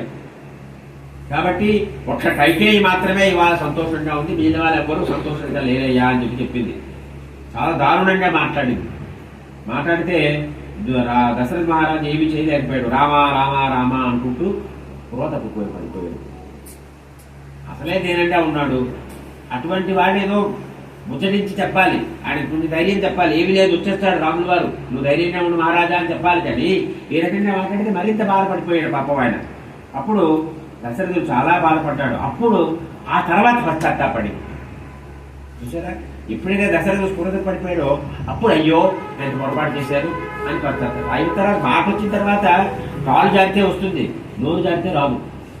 అందులో మాట్లాడే ముందు ఆలోచించి మాట్లాడాలి అని చెప్పారు అని. అప్పుడు దశరథుడు కూడా చాలా వ్యాకులంతో పడిపోయాడు. తర్వాత స్ఫురణ వచ్చాడు. అప్పుడు కౌశల్య చూసి అయ్యో మహారాజు ఇలా ఉన్నాడు అని. అప్పుడు మహారాజు చెప్తున్నాడు, గతంలో నేను శబ్దవేది విద్య నాకు ఉండేది. ఒక అడవిలో వెళ్ళాను, అక్కడ నీటి ఏదో ఉంది, సరస్సు ఏదో ఉంది. అక్కడ ఏదో ఒక మృగం నీరు తాగుతున్నట్టుగా శబ్దం వచ్చింది. ఆ శబ్దం విని నేను బాణం వేసేశాను. యువకుడుగా ఉన్నాడు, యువకుడు కదా, బాణం సౌర్యం ఉంది, బాణం వేసేసాడు. అక్కడ అది మృగం కాదు, ఓ మునుకుమారు, శ్రావణ కుమారుడు. వాడు అతనికి బాణం తగిలి చనిపోయాడు. చనిపోతున్న స్థితిలో వెళ్ళి చూశాడు. మృగం అనుకుంటే మృగం కాదు, మనిషి. నాయనా ఏమిటి? అక్కడ నా తల్లిదండ్రులు ఉన్నారు, ముగ్గురైనటువంటి వాళ్ళు అన్నాడు. వాళ్ళకి మంచినీళ్ళు తీసుకెళ్ళడం కోసం వచ్చాడు పాపం. అప్పుడు పరిగెట్టుకొని వెళ్ళాడు, చెప్పాడు విషయం ఇలాగా. అప్పుడు వాళ్ళు శాపం ఇచ్చేశారు. మేము నా కొడుకు లేకుండా దిక్కులేని చావు చస్తున్నాం కాబట్టి నువ్వు కూడా ఆ రకంగానే నీ పిల్లలు ఎవరూ లేని సమయంలో చచ్చిపోతావు, ఒంటరిగా చచ్చిపోతావు. బాధపడ్డాడు. తర్వాత సంతోషించాడు. అంతవరకు పిల్లలు లేరు ఏడుస్తున్నాడు. ఇప్పుడు పిల్లలు నీ దగ్గర లేని సమయంలో చచ్చిపోతావంటే పిల్లలు వస్తారు కదా, పిల్లలు పుడతారు. పోళ్లే శాపం ఇచ్చారు కానీ పిల్లలైతే పుడతారనే విషయం చెప్పేశారు రూఢిగా అని చెప్పి ఒకసారి సంతోషించాడు. పోనీ శాపం అయితే చచ్చేస్తాను కానీ అపుత్రస్య గతిర్నాస్తి అన్నారు కదా. పుత్రుడు లేకపోతే ఉన్నాం నరక తాగితే పుత్ర అన్నారు కదా. కాబట్టి పుత్రుడు అంటూ వాడు వస్తాడు కదా, వాడు నన్ను నరకం నుంచి బయటపడేస్తాడు. కాబట్టి పర్వాలేదు, నా పుట్టమృతులు వస్తాయి, నా శాపం నేను ఏదో అనుభవిస్తానులే అనుకున్నాడు. పాపం వచ్చేసాడు. అది ఇప్పుడు గుర్తుకు వచ్చింది. అప్పుడు అయ్యో ఇలా నేను పొరపాటు చేశాను, అప్పుడు నేను చేసినటువంటి ఆ పనికి ఫలితం ఇవాళ అనుభవిస్తున్నాను అని అనుకున్నాడు. ఈ రోజంటే అనుకుంటూ పడుకున్నాడు. తెల్లారిసేరికి అందరూ వచ్చారు, సూతులు మాటలు అందరూ గంధమాలు అందరూ వచ్చారు కీర్తించడానికి. దశరథ మహారాజు వారు పరలోకానికి వెళ్ళిపోయారు అని తెలిసింది. కౌశల్య మందిరంలో అయిపోయారు. అప్పుడు కౌశల్య మిగిలిన వాళ్ళందరూ కూడా బాధపడుతూ అప్పుడు మహారాజు గారు వెళ్ళిపోయారని చెప్పారు. అప్పుడు అందరూ కూడా కైకేయిని నిందించారు. నీ కారణంగానే మహారాజు ఈ రకంగా వెళ్ళిపోవడం జరిగింది అని చెప్పారు. అప్పుడు మంత్రులు అందరూ వచ్చారు. ఏమి చేయడం? ఇప్పుడు అంత్యేష్టి చేయడానికి పిల్లలు లేరు. రాముడు లక్ష్మణుడు అడవులో ఉన్నారు. అడవులో ఎక్కడికి పంపిస్తారు? ఎవరిని పంపిస్తారు? ఏ వనంలో ఉన్నారు తెలియదు. ఇక పోనీ అప్పుడు ఏమనుకున్నారంటే ఈ భరతుడి దగ్గరికి కౌరు పంపించారు. భరతుడు వాళ్ళ మేనమావ గారి రాజ్యానికి కౌరు పంపించి ఆ భరతుడిని లక్ష్మణుడిని విషయం చెప్పలేదు. చూడండి ఎంత తెలివైన వాళ్ళు. మిమ్మల్ని వెంటనే అయోధ్యకి రమ్మన్నారని చెప్పారు. వెళ్ళారు. వాళ్ళు వెళ్ళి చెప్పడానికి బయలుదేరారు. దీన్ని అక్కడ ఒక తైల పేటికలో పెట్టి సురక్షితంగా పెట్టారు. పెడితే ఇక్కడ అద్భుతమైనటువంటి వర్ణన చేశారు. ఇక్కడ ఇది చాలా ఉపకరిస్తుంది. అంటే మీలాంటి వాళ్ళు ఉపకరించకపోవచ్చు కానీ రాజకీయ నాయకులు, మన నాయకులు ఎవరైతే ఉన్నారో వాళ్ళని ఉపకరిస్తుంది అనమాట. అంటే రాజు లేని రాజ్యం ఎలా ఉంటుంది అని చెప్పారు ఇక్కడ. అంటే రాజు లేని రాజ్యం అంటే దశరథుడు లేడు, ఇప్పుడు ఎవరు లేరు, సింహాసనం ఖాళీగా ఉంది. అలా ఉన్న రాజ్యంలో ఎలా ఉంటుంది పరిస్థితి అంటే ఆడవాళ్ళు ధైర్యంగా బయటకు వెళ్ళలేరు. ఇవాళ మనకు అదే పరిస్థితి ఉంది. రాజులు ఉన్నారు, ముఖ్యమంత్రులు ఉన్నారు, ప్రధానమంత్రులు ఉన్నారు, గవర్నర్లు ఉన్నారు, కోట్లు కోట్లు కోట్లు వాళ్ళ రాజభవన్లు, వాళ్ళ ప్రసాదాలు రాష్ట్రపతి భవన్లకే వెళ్ళిపోతున్నాయి. వాళ్ళు ఎక్కే ఫ్లైట్లు, దిగే ఫ్లైట్కి మన పన్నులన్నీ అది వెళ్ళిపోతున్నాయి. కానీ పరిస్థితి ఎలా ఉంది? ఆడవాళ్ళు స్వేచ్ఛగా తిరగలేరు అని చెప్పారు. అప్పుడే కొత్తగా పెళ్లి అయిన భార్య భర్త స్వేచ్ఛగా తిరగడానికి వెళ్ళలేరు అని చెప్పారు. మొన్న ఈ మధ్య హోలీ నాడు చిన్న వయసున్న అమ్మాయి అబ్బాయి భార్య భర్త మన కాశీలోనే ఏదో ఘాట్లో వాళ్ళు పెట్టారు. వస్తే వాళ్ళని చిత్రహింస పెట్టారు కాశీలో హోలీ నాడు. మీ పండగ అంటే ఒక అమ్మాయిని, ఒక పెళ్ళైన అమ్మాయిని ఇబ్బంది పెట్టవా? మీ పండగ ఏం పండగ అది? రాక్షసులా మీరు? మనుషులా? కాశీనగరంలో నా చేసే పని మీరు నేను చూశానండి. చుట్టూ మెట్ల మీద వీళ్ళు నిలబడ్డారు. ఆ అమ్మాయి గోల పెడుతున్నది. ఈ భర్త ఏమీ చేయలేని పరిస్థితి వచ్చింది. వాడికి వినిపించాలి ఇది. అదే రాశారు రామాయణంలో. ఒక భార్య భర్త స్వేచ్ఛగా తిరగలేని పరిస్థితి ఉంటుంది రాజు లేకపోతే అని చెప్పి రాశారు. అంటే గ్రహించారు వాళ్ళు. కలియుగంలో వస్తుంది, హోలీ పండుగ చేసుకుంటారు కాశీ నగరంలో, ఇతర నగరాల్లో హిందువులు, వీళ్ళు హిందువులా అని చెప్పారు. తర్వాత యజ్ఞాలు యాగాలు జరగమని చెప్పారు, సభలు సమావేశాలు జరగమని చెప్పారు. ఎవరు పురాణాలు కాలక్షేపాలు చెప్పేవాళ్ళు ఎవరు చెప్పరని చెప్పారు. అంటే ఎవరు వస్తారు, ఎవరు నిర్వహిస్తారు? ఇవన్నీ రాజులు నిర్వహించాలి. ఒకప్పుడు రాజులే సభలు నిర్వహించేవారు. సంగీతం కానీ, నాటకాలు కానీ, నాటికలు కానీ, హరికథలు కానీ, బుర్రకథలు కానీ, ప్రవచనాలు కానీ, ప్రవచనాలు కానీ ఇవన్నీ రాజులు పెట్టేవారు. రాజాస్థానంలో విద్వాంసులు ఉండేవారు, వారు చేసేవారు ఇవన్నీ. రాజు లేకపోతే ఎవరు చేస్తారు ఇవన్నీ? ఇవాళ మనకి రాజులు ఉన్నారు, అందరూ ఉండే ఎవరు చేయరు. అది రాశారు.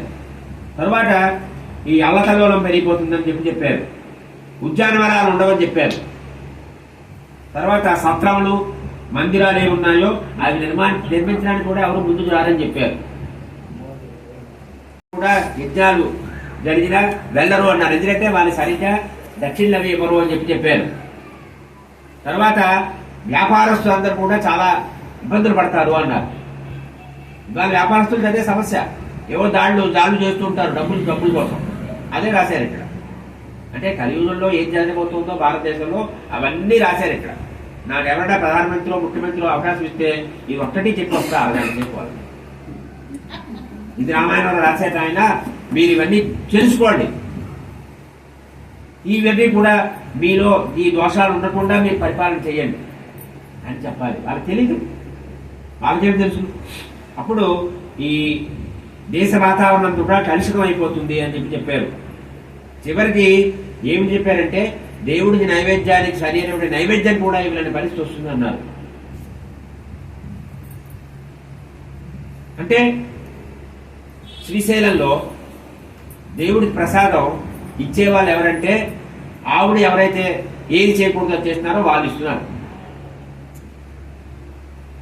మరి రాజు మన మంత్రులు ఉన్నట్టా లేనట్టుగా వాడి చేతి నుంచి మీరు ప్రసాద పడితే శ్రీశైలంలో స్వామివారికి నివేదన చేస్తున్నారు.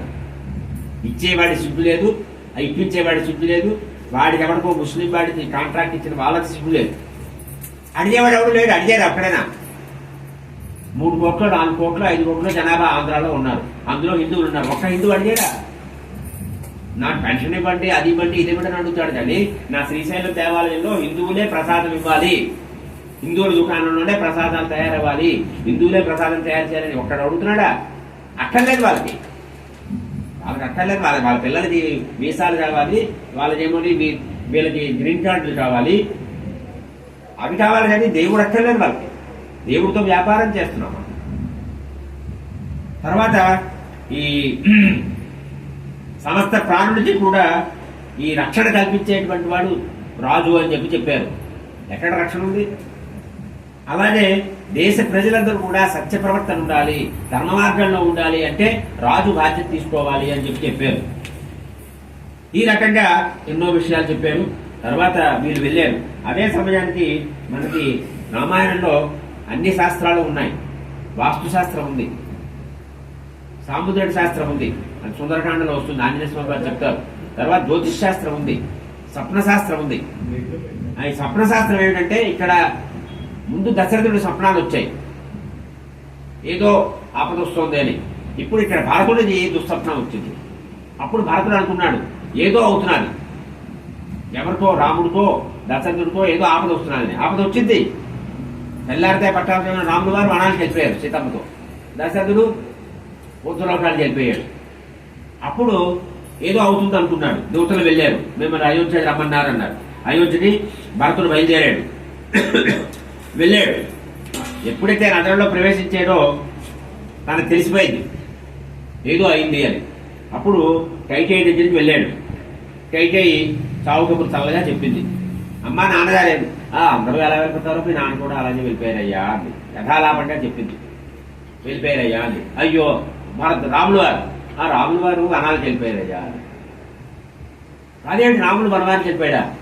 ఎందుకు? రాములు వారు ఏమైనా తప్పు చేశారా? వనాలకు ఎందుకు వెళ్ళాక దానికి కారణాలు చెప్పారు ఇక్కడ. అంటే ఇతరుల యొక్క సంపదలు ఏమైనా అన్యాయంగా తీసుకుంటే వనాలకు వెళ్ళాలట. లేదు ఇతర స్త్రీని ఎవరినైనా ఇబ్బందిలో పెడితే వనానికి వెళ్ళాలట. అన్యాయంగా ఎవరైనా పేదవాళ్ళు దీనిలో ఉంటారు, వాళ్ళని ఏమైనా ఇబ్బంది పెడితే వనానికి వెళ్ళాలట. ఈ మూడు రాముడు రాముడు వారు చెయ్యరే, మరి రాముడు వారు వనానికి ఎందుకు వెళ్ళారు అని అడిగాడు భరతుడు. అప్పుడు కైకేయి ఇది మాత్రం చెప్పింది, రాముడు పరస్త్రీ మీకు కన్ను కూడా విప్పడు. అక్కడ వాళ్ళు వస్తే మాతృభావంతో దండం పెట్టేసి వెళ్ళిపోతాడట రాములు వారు. ప్రహ్లాదుడు కూడా అంతే, పరస్త్రీ కనిపిస్తే మాతృభావంతో దండం పెట్టి దూరంగా వెళ్ళిపోవడమే. రాములు వారు అంతే. తర్వాత ఇతరుల సంపద అతనికి అక్కర్లేదు, అసలు ఆలోచనే రాదు అతనికి. నేను దీనుళ్ళు ఎవరిని కూడా ఆయన ఇబ్బంది పెట్టరు. నేనే వరం అడిగాను, నిన్ను యువరాజుని చేయమన్నాను, రాముడిని వనాన్ని పంపించమన్నాను, అందుకు వెళ్ళిపోయాను. అదేది అది కోపం వచ్చింది, బాధపడ్డాడు, మూర్చపోయాడు, స్పృహ తప్పిపోయాడు భరతుడు. తర్వాత కొంత ఓపిక వచ్చింది. ఓపిక వచ్చి కోపడించుకున్నాడు. నువ్వు నరకానికి వెళ్ళిపోతావు అన్నాడు. అంత మాట కూడా అన్నాడు. నువ్వెంత పని చేశావు, నా తండ్రి లాంటి వాడు రాముడు, అతన్ని పంపించేశావా అని కైకేయిని దూషించాడు. దూషించిన తర్వాత అయ్యో రాముడు వనానికి వెళ్ళిపోతే ఆ కౌశల్య ఎలా ఉన్నాదో పాపం అని బాధపడ్డాడు.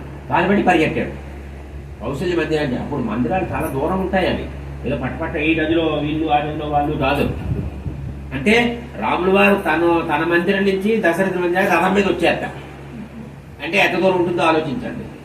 తర్వాత అసలు మన అంటే టౌన్ ప్లానింగ్ అని అవన్నీ ఎన్నో ఉన్నాయి విషయాలు, సమయాభావం చెప్పలేకపోతున్నాను. అని ఇళ్లలో కూడా రకాలు ఉంటాయట. క్రీడా గృహాలు, లతా గృహాలు, వంటశాలలు, వంటలకి వేరు. ఇది డైనింగ్, ఇక్కడ భోజనం చేస్తాం, ఇక్కడ వంట వండుతామండి, ఇక్కడ భోజనం చేస్తామండి, ఇక్కడ ఏమంటే టాయిలెట్ అండి. ఆ పరిస్థితులు లేవు.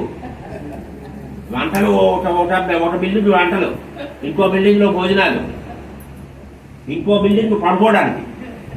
అలా ఉండేది రామరాజ్య వైభోగం అయోధ్య నగరంలో. ఒక్క రాజులకే కాదు, అందరూ అలాగే ఉండేవారు. అయోధ్య నగరందరూ నగరంలో. ఇప్పుడు మన ప్రధానమంత్రులు, రాష్ట్రపతులు వాళ్ళకు 100 బిల్డింగ్లు ఉంటాయి. మన పరిస్థితి, సామాన్యుల పరిస్థితి ఇలా ఉంది. కానీ రామరాజ్యంలో భేదాలు లేవు, అందరూ అలాగే ఉండేవారు. అప్పుడు పరిగెట్టుకొని వెళ్ళాడు. సుమిత్ర చెప్పింది కౌశల్యకి, భరతుడు వస్తున్నాడు అని. ఇంకా ఏమిటి ఉంది అన్నాను కౌశల్య.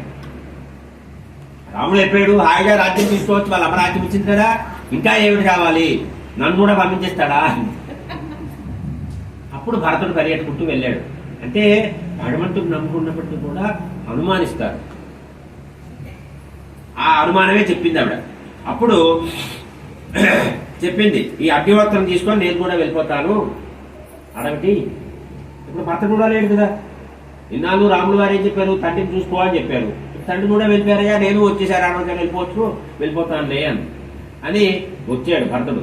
నాయన నీకేమి మార్గం సుఖమం అయిపోయింది కదా, రాజు అయిపో, నన్ను కూడా వెళ్ళిపోమంటే వెళ్ళిపోతాను అంది. అప్పుడు ఏడ్చాడు. ఎంత ఏడ్చాడో, ఎంత బాధపడ్డాడో. అమ్మా నన్ను కూడా అనుమానిస్తావా? నన్ను, నాకే పాపం తెలియదమ్మా, ఇందులో నా ప్రమేయమే లేదమ్మా, నాకు ఇది ఆమోదం కాదమ్మా, నాకు రాజ్యం అక్కర్లేదు, రాముడే నాకు చాలమ్మా అని చెప్పాడు. చెప్పి ఒట్టు పెట్టుకున్నాడు భర్తుడు. ఒకవేళ నేను కనుక రాములు వారు వనానికి వెళ్ళిపోవాలి, నాకు రాజ్యం కావాలి అని అనుకున్నట్లయితే నాకు ఈ పాపాలన్నీ వస్తాయమ్మా. ఈ పాపం చేసిన వాళ్ళకి ఏ ఫలితం వస్తుందో ఆ ఫలితం నాకు వస్తుంది అని చెప్పాడు. చూస్తారా ఆ పాపాలు ఏమిటో? వింటారా? ఏ ఏ పాపాలు మనం నిత్యం చేస్తుంటాం. ఆ పాపాలు అంటే పాపాలు ఏమిటి అనేది చెప్తున్నారు భరతుల వారి ఇక్కడ.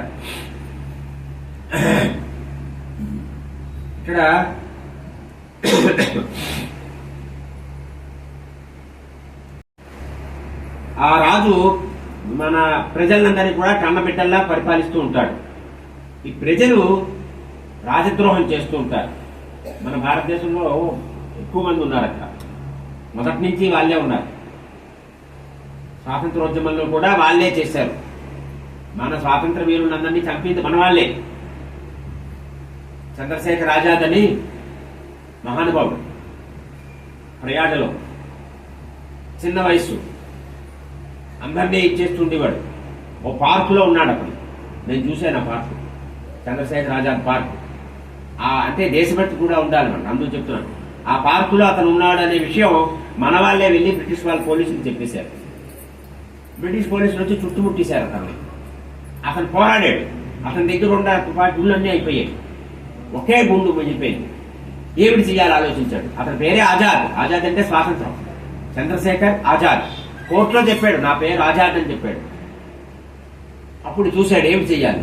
నేను వాళ్ళ నుండి పోతే కూపిళ్ళు అవుతారు, ఇంకా ఎవరున్నారు చిత్రహింస పెడతారు. వాళ్ళ చేతిలో చనిపోకూడదు, వాళ్ళ చేతి చిట్టకూడదు, స్వతంత్రంగా నేను చనిపోవాలి అని కాల్ చేసుకున్నాడు. అటువంటి మహనీయులందరూ త్యాగం చేస్తే ఇవాళ స్వాతంత్రం వచ్చింది. మనం ఈ స్వాతంత్రం ఈ రాబందుల్లా వీళ్ళందరూ కూడా అనుభవిస్తున్నారు, ప్రజల్ని ఇబ్బంది పెడుతున్నారు. మనలో దేశభక్తి లేదు, మనకి తెలియదు, మనం అడగము, పట్టించుకోం. మన తిందుకులే, మన పిల్లలు అమెరికాలో ఉంటే, కెనడాలో ఉంటే, ఆస్ట్రేలియా ఉంటే, మన దారాల్లో వచ్చేస్తే మనం హైటెక్ సిటీలో మంచి బిల్డింగ్ కట్టేసుకొని పెద్ద విల్లాలు పెట్టుకొని, అది అసలు అమెరికాలో ఉంటుంది, కెనడాలో హైటెక్ సిటీ. భారతదేశం అనుకోండి ఒకటి చూస్తే వాళ్ళ రాజ్యం వాళ్ళు సుఖంగా ఉన్నారు. అది చెప్తున్నాడు. అటువంటి ద్రోహం చేస్తే ఏం పాపం వస్తుందో ఆ పాపం అని చెప్పాడు. తర్వాత యాగాలు యజ్ఞాలు చేస్తారు, చేసి ఆ రుద్దింపులు వస్తారు, వాళ్ళని దక్షిణలు ఇవ్వరు. ఆ దక్షిణలు ఇవ్వకపోతే ఏ పాపం వస్తుందో ఆ పాపం నాకు వస్తుందని చెప్పాడు. తర్వాత చాలా రాముల వారి దర్శన భాగ్యాన్ని పొందని వాళ్ళు ఎవరైతే ఉంటారో వాడి దౌర్భాగ్యం అన్నమాట. అటువంటి దౌర్భాగ్యం నాకు కలుగుతుంది అని చెప్పాడు. తర్వాత పాయసం కానీ, అన్నం కానీ, పులగం కానీ ఇవన్నీ కూడా పితృదేవతలకి, దేవతలు చూడండి, దేవతలు, పితృదేవతలు, అతిథులు, అభ్యాగతులు వాళ్ళకి ఇవ్వకుండా తింటాడు కదా, మూర్ఖుడైతాడు. వాడి దేవత తిండిపోతూ అన్నారు వాడిని. తిండిపోతంటే ఎక్కువ తినేవాడు కాదు. దేవతలకి, పితృదేవతలకి, అతిథులకి, అభ్యాగతులకి ఇవ్వకుండా ఏదైతే తింటాడో వాడు ఒక్కడే తింటాడో వాడు తిండిపోతు. అంటే మన ఎంతమంది తిండిపోతులో ఆలోచించుకోండి. అటువంటి తిండిపోతువి దుర్గతి పడుతుంది అన్నారు. ఆ దుర్గతి ఏదైతే పడుతుందో అది నాకు పడుతుంది అన్నాడు. అంటే చెప్పే విషయం ఏంటంటే మనం ఏదైతే తినబోతున్నామో అది పరమాత్మకి నివేదన చేసి మాత్రమే తినాలి. పరమాత్మకి నివేదన చేస్తే అమృత వస్తువు అంటాం, అది అమృతం అవుతుంది. పరమాత్మకి నివేదన చేయకుండా తింటే అది విషము అని చెప్పారు. అలా తింటే పాపము అని చెప్తున్నాడు. అందుకే పితృదేవతలకి ఆబ్దికమని, అవని, మాలయాలని, అమావాస్యని, తర్పణాలని చెయ్యాలి. ఎక్కడున్నాయి ఇప్పుడు? అవన్నీ లుప్తం అయిపోయాయి. ఇంకా కాశీలో జరుగుతున్నాయి. కాశీలో పెట్టే వాళ్ళు ఉన్నారు, పెట్టించి ఏర్పాటు చేసేవాళ్ళు ఉన్నారు. అందరూ ఎక్కడ తీసుకోకపోయినా ఇక్కడ నుంచి చేస్తున్నారు. తర్వాత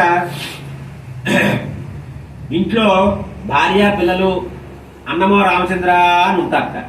వీడు మాత్రం బయట శుభ్రంగా తింటూ తిరుగుతూ విందు వినోదాలు విలాసాలు చేసుకుంటూ ఉంటారట. ఇంట్లో భార్యని పిల్లల్ని పట్టించుకుంటారు. అటువంటి వాడికి ఎటువంటి పాపం వస్తుందో ఆ పాపం వస్తుంది అని చెప్పారు. తర్వాత ఈ విశ్వాస పాత్రులైనటువంటి సేవకులు ఎవరుతుంటారో వాళ్ళు తొలగిస్తే ఏ పాత్ర వస్తుందో అటువంటి పాపం వస్తుంది అని చెప్పారు.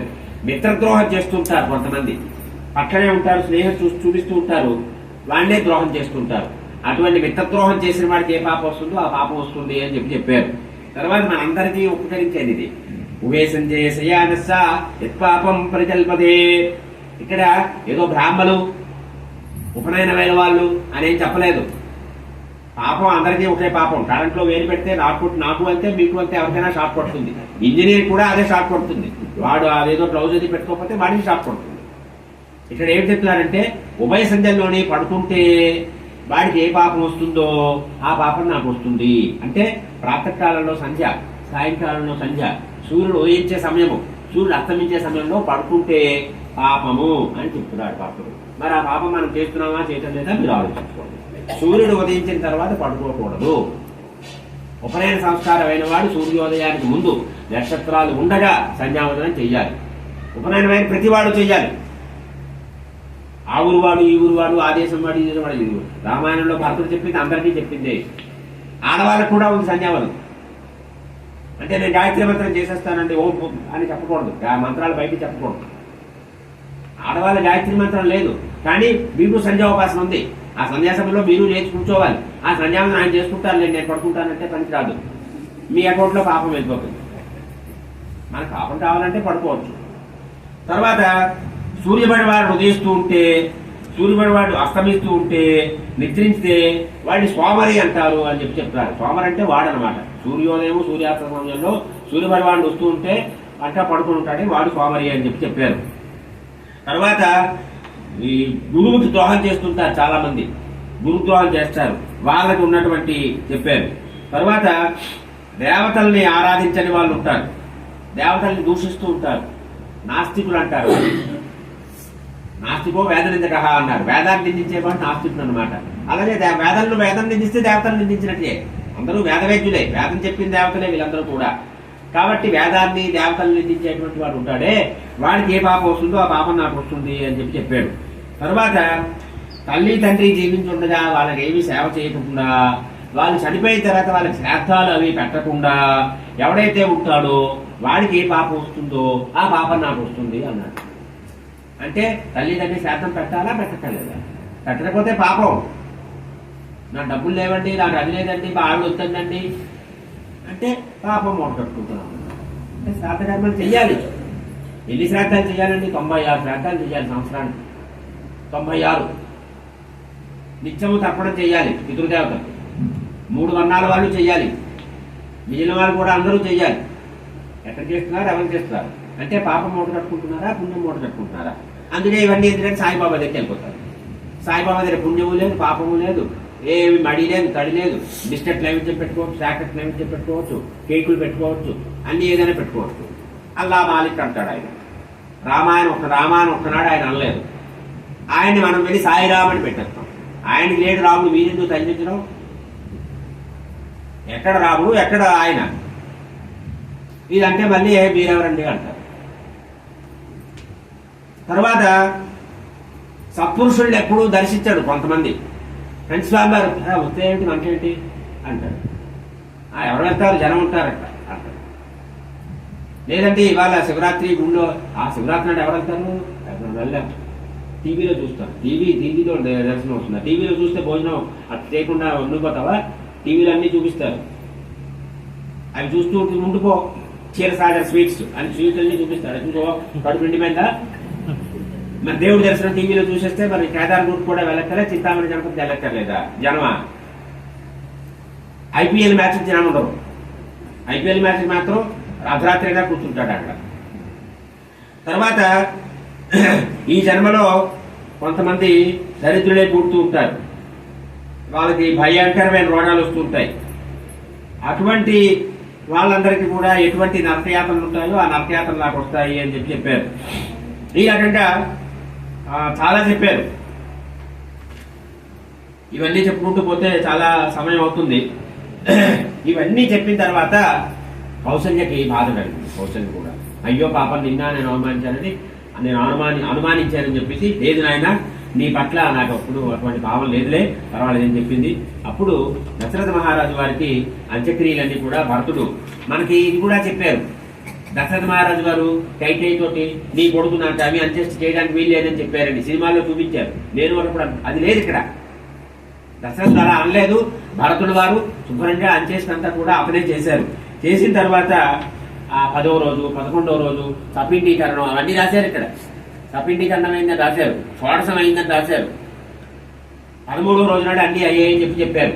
ఆ 13 రోజులు ఆయన నేల మీదే పడుకున్నారు, దీక్షగా అన్ని తండ్రి గారి కార్యం చేశారు అని చెప్పారు. 6:13 అయింది, 6:30కు పూర్తి చేస్తాం. ఎందుకంటే మనకి అయోధ్యకాండ ఎన్నో ధర్మ సూక్ష్మాలన్నీ తెలియజేస్తుంది. తండ్రి గారి గురించి బాధపడ్డాడు భరతుడు. అప్పుడు ఈ శత్రుఘ్నుడు మందరిని చూశాడు. మందరిని చూసి మందరిని ఇబ్బంది పెట్టబోయాడు. అప్పుడు చెప్పాడు భరతుడు, ఈవిడ ఇబ్బంది పెడితే రాముడు గారు ఒప్పుకోరయ్యా. చూసారా, అందుకే రాముడు గారిని ఏమంటారంటే విపూనామపి వత్సలహ అంటారు. అంటే శత్రువుల పట్ల కూడా వాత్సల్యం అంటారు. మాతలే అంటాడు, ఏమిటి స్వామి యుద్ధం ఇలా చేస్తున్నారంటాడు. రాముడితో యుద్ధం చేస్తుంటే కొట్టి పారేంటి వెంటనే అని. ఆయన ఏదో శుతిమెత్తగా మెత్తమెత్తని బాణాలు, ఏదో పూలబాణం మన్మధు వేసిన పూలబాణంలా గలా వేస్తుంటే ఇంకా ఏమిటి స్వామి వేసేది అని. అందుకే అటుచుల వారు వచ్చారు. రామ రామ మహాబాహో శృణుజయం సనాతనం ఆదిత్యవదయం పుణ్యం సర్వశత్రు వినాశనం జయాభావం చెప్పని ఆదిత్యం చెప్పి వెంటనే వెయ్యండి స్వామి, ఇంక ఉపేక్ష చేయకండి, ఇంత చాలు, ఇంతసేపు కొంచెం వినోదం చేశారు, ప్రదర్శన అయిపోయింది, ఇంటి విజృంభించండి, మీ ప్రతాపం చూపించి రాముడిని పంపించండి అని చెప్పి అటుచుల వారు కొంచెం హెచ్చరిక చేయడానికి వచ్చారు అని చెప్తారు. అప్పుడు ఈ మంత్రులందరూ వచ్చారు. వచ్చి నువ్వు రాజ్యాధికారం తీసుకొని నువ్వు రాజు అవ్వాల్సింది అని చెప్పి కోరారు భరతుడిని. అంటే భరతుడు అన్నాడు, ఈ రాజ్యానికి ప్రభు రామచంద్రుల వారే, నేను కాదు. ఇది మనం అందరం చదువుకుంటే అన్నదమ్ములు కోర్టుకు వెళ్లే పరిస్థితి వస్తుందా? మనం చెప్పము. అసలు రామాయణం జరగలేదు ఏదో అంటారు. రామాయణం జరిగిందా అని అడుగుతారు. ఈ సినిమాలన్నీ జరిగాయా? అవన్నీ చూసి మీరు అవన్నీ ఫాలో అవుతున్నారు కదా, అనుసరిస్తున్నారు కదా. మరి రామాయణం అనుసరించినట్టు ఏమీ విటారం?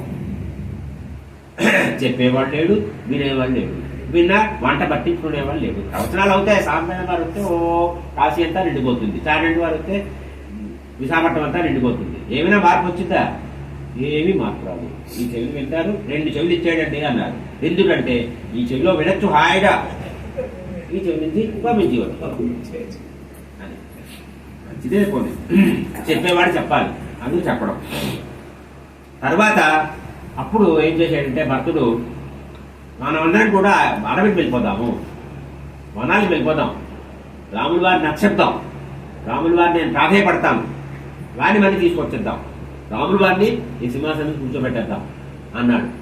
అందరూ చాలా బాగుందన్నారు. అప్పుడు వెళ్ళండి, ఏర్పాట్లు అన్నీ చెయ్యండి, ఇంతమంది వెళ్ళాలి కాబట్టి రాచ మార్గం అంతా కూడా తయారు చేయమన్నారు. అప్పుడు వశిష్ఠుల వారు అందరినీ పిలిచారు. పిలిచి ఒక సమావేశం ఏర్పాటు చేశారు సభాభవనంలో. ఆ సభాభవనం ఎలా ఉంది అంటే ఇంద్రుడి యొక్క సభ. ఇంద్రుడి సభ పేరు సుధర్మ అంటారు. అంటే మంచి ధర్మం ఉంటుంది అక్కడ. సుధర్మ, మంచి ధర్మము అంటే ధర్మ నిర్ణయాలు జరుగుతూ ఉంటాయి అక్కడ. అంతా ధర్మబద్ధంగా జరుగుతుంది అక్కడ. మన పార్లమెంటు, మన అసెంబ్లీగా అధర్మబద్ధంగా ఉంటుంది పరిపాలన. అందుకే సుధర్మ సుధర్మ అని చెప్పాలి వాళ్ళకి. నాయన మీరు కూడా, అందుకే మనకి రేస్ కోర్స్ రోడ్డు ఉండేది, దాన్ని ఇప్పుడు కళ్యాణ పద్ధతి చెప్పారు, జన కళ్యాణ పద్ధతి పెట్టారు. మంచి మార్పు అది. అంటే అక్కడ వెళ్ళేవాడికి తెలియాలి, జన కళ్యాణం అంటే ప్రజలకి ఉపకారం జరగాలి, ప్రజలకి మంచి జరగాలి అని గుర్తించాలి. రేస్ కోర్స్ అంటే ఏమిటి? గుర్రాలు పరిగెట్టడం. ప్రధానమంత్రి కార్యాలయం 7 రేస్ కోర్స్ రోడ్డు ఢిల్లీలో. అప్పుడు వెళ్ళాలి అనుకుంటుంటే ఏమిటి రేస్ కోర్స్ ఏమిటని. అప్పుడు ఎప్పుడో బ్రిటిష్ వాళ్ళు పెట్టిన పేరు అది. అది మోడీ గారు వచ్చిన మార్చారు, జన కళ్యాణ పద్ధతిగా పెట్టారు. అంటే జన కళ్యాణం, ప్రజల యొక్క బాగోజులే మనం ఆలోచించాలి అని కొంత మార్పు వచ్చింది. 76 తర్వాత మార్పు వచ్చింది. ఈ మార్పు కొనసాగించే బాధ్యత మన మీద ఉంటుంది. ఆ సభావనంలో అందరూ వచ్చారు. వచ్చినప్పుడు ఈ ఏర్పాట్లు ఏ రకంగా చేయాలి అని చెప్పారు. రాముల వారిని తీసుకురావాలి అని తన నిర్ణయాన్ని భరతుడు అక్కడ ప్రకటించాడు. ప్రకటిస్తే వెంటనే ప్రయాణానికి కావాల్సిన ఏర్పాట్లన్నీ కూడా చేశారు. చేసిన తర్వాత వీళ్ళందరూ కూడా అయోధ్య అంతా ఖాళీ అయిపోయినట్టుకే అందరూ వీరతిలకం పెట్టి పంపించారు భర్తల్ని. వెళ్ళండి వెళ్ళండి వెళ్ళండి. అప్పుడు వచ్చేసారు కదా, దెబ్బలాడారు, ఏమి ఇలా వచ్చేసేవాళ్ళు. ఇప్పుడు మళ్ళీ అవకాశం వచ్చింది, వెళ్ళు రాముల వారిని తీసుకురా అని పంపించారు. అందరూ బయలుదేరి వెళ్ళారు. గంగా తీరానికి వచ్చారు. శృంగిబేరపురం వెళ్ళారు. భరతుడికి పరీక్ష మొదలైంది. ఇప్పుడు మొట్టమొదటి పరీక్ష. శృంగిబేరంలో చూశాడు, కోవిద్వార ధ్వజం అంటారు, ఆ ధ్వజాన్ని చూశాడు. ధ్వజం చూడగానే తెలిసింది గూడికి, అమ్మో భరతుడు వచ్చాడు, వెనకాల సైన్యం ఉంది, ఏమిటి చేయడం. అప్పుడు చెప్పాడు, పిలిచాడు అనుచరుల్ని. 500 నావలు తయారుగా పెట్టాడు నదిలో. నాయనా నావలు సిద్ధంగా పెట్టండి, నావల్లో యోధుల్ని పెట్టండి, భారతుడి యొక్క సంకల్పం ఏమిటో చూస్తాను, ఒకవేళ రాముల వారికి ఏదైనా అపచారం చేయడానికి వస్తున్నట్లయితే నా వెట్టిద్దాం, అందులోనే ముంచేద్దాం. ఒకవేళ రాముల వారికి అపచారం తలపెట్టకుండా మంచి ఉద్దేశంతో వెళ్తే నది దాటిద్దాం, లేదంటే నదిలోనే ముంచేద్దాం, సిద్ధంగా ఉండండి అని చెప్పాను. చూసారా, ఒక రాత్రి ఉన్నారు రాముల వారు అక్కడ. అది రాముడంటే భక్తి, అది రాముడంటే నిష్ట. మనకుందా? మనకుంటే రామమందిర నిర్మాణానికి అయోధ్యలో 500 సంవత్సరాలు పడుతుందా? పట్టదు, 5 రోజుల్లో అయిపోతుంది తలుచుకుంటే. మనం పట్టించుకోలేదు. ఇప్పుడు 70 ఏళ్ళ తర్వాత పట్టించుకునే వాళ్ళు వచ్చారు కాబట్టి ఇప్పుడైనా వచ్చింది. ఆ ముందున్న వాళ్ళు ఉంటే వచ్చేది కాదు, అది కూడా ఖచ్చితం. అప్పుడు వాళ్ళందరినీ సిద్ధం చేశాడు. భరతుడు వచ్చాడు. వస్తే అడిగాడు, ఏమి సంగతి, దేని చూపించారు, ఈ ధ్యానం ఏమిటి, ఇదేమిటి అంటే అప్పుడు చెప్పాడు, నాయన నువ్వు కూడా నన్ను అనుమానిస్తావా? రాముల వారిది అయ్యా రాజ్యము, నాది కాదయ్యా. ఆ రాముల వారిని నచ్చజెప్పి, వారిని ప్రాధేయపడి, వారిని అభ్యర్థించి, వారి పాదాలు పట్టుకొని, వారిని మళ్ళీ అయోధ్యకు తీసుకువెళ్ళి అయోధ్య సింహాసనం కూర్చోబెట్టడానికే వచ్చానయ్యా నేను, నాకు రాజ్యం అట్టం లేదయ్యా అన్నాడు. అప్పుడు అన్నాడు, మహనీయుడు అయ్యా నువ్వు, మహాత్ముడు అయ్యా అని. ఎందరో మహానుభావులు అన్నారు కదా చాగరాస్వామి వారు. అందరినీ మహానుభావులు అనకూడదు. ఎవరిని మహానుభావులు అనాలంటే మీకు తెలియాలంటే వాల్మీకి రామాయణంలో తెలుస్తుంది. ఎవరు మహానుభావుడు? భరతుడు మహానుభావుడు. అంటే భగవంతుడే సర్వస్వము, అన్ని భగవంతుడివే, నాకేమీ అవసరం లేదు, నేను భగవంతుడి సేవకుణ్ణి అనే భావం ఉన్నదే, అటువంటి వాడు మహానుభావుడు. త్యాగం చేసే బుద్ధి ఉన్నవాడు. తల్లి రాజ్యం తెచ్చిందండి, నాకు అర్థం లేదండి, మా అమ్మ అన్నది, మరి అమ్మ మాట వినాలి, మరి తప్పదు కదా, నేను కూడా ఒప్పుకున్నాను అనొచ్చు కదా. నిన్నంతా కైకేయికి వచ్చింది, ఇతన్ని ఎవరు ఏమనరు. అవును పరి అమ్మ చెప్పింది, పాపం అమ్మ మాట కావాలంటే చేసాడు, పోన్లే అంటారు.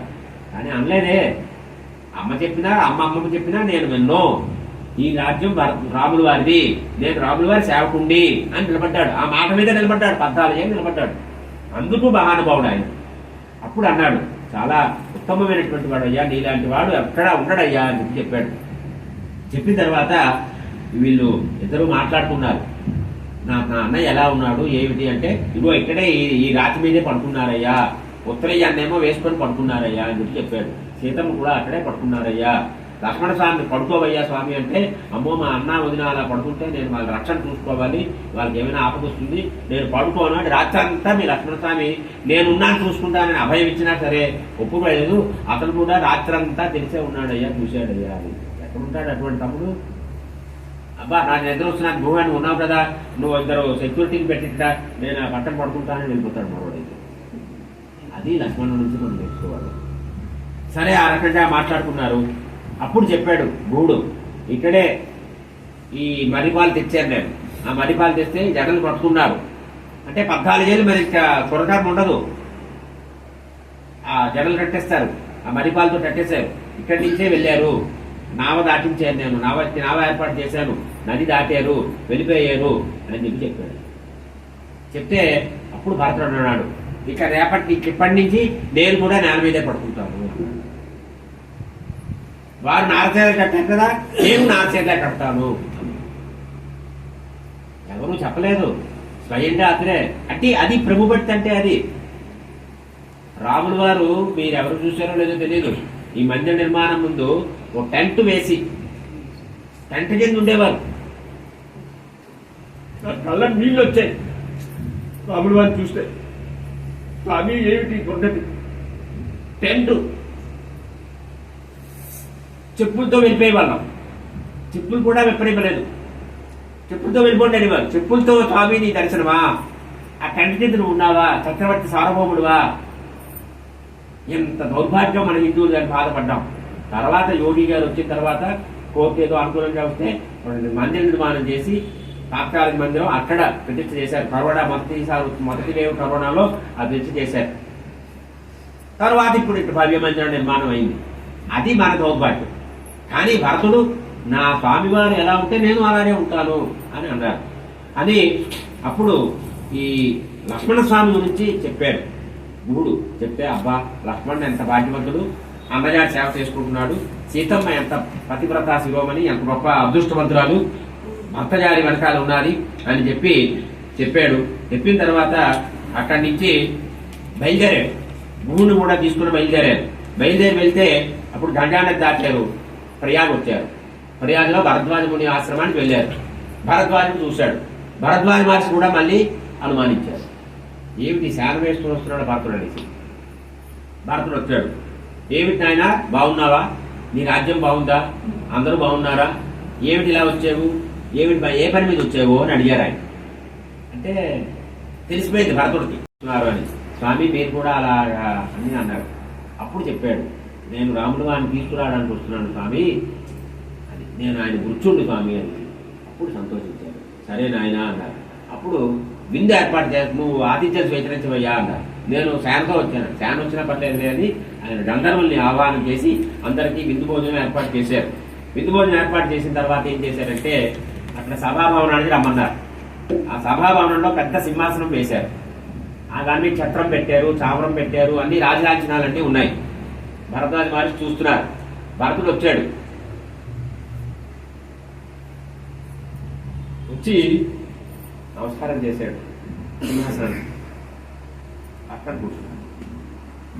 అంటే అప్పుడు చెప్పాడు, ఇది నా తండ్రి సమానుడైనటువంటి తండ్రితో సమానమైన రాముడు వారి ఆయనే అక్కడ కూర్చోడానికి అర్హత, నాకు అక్కడ కూర్చున్న అర్హత లేదని చెప్పాడు.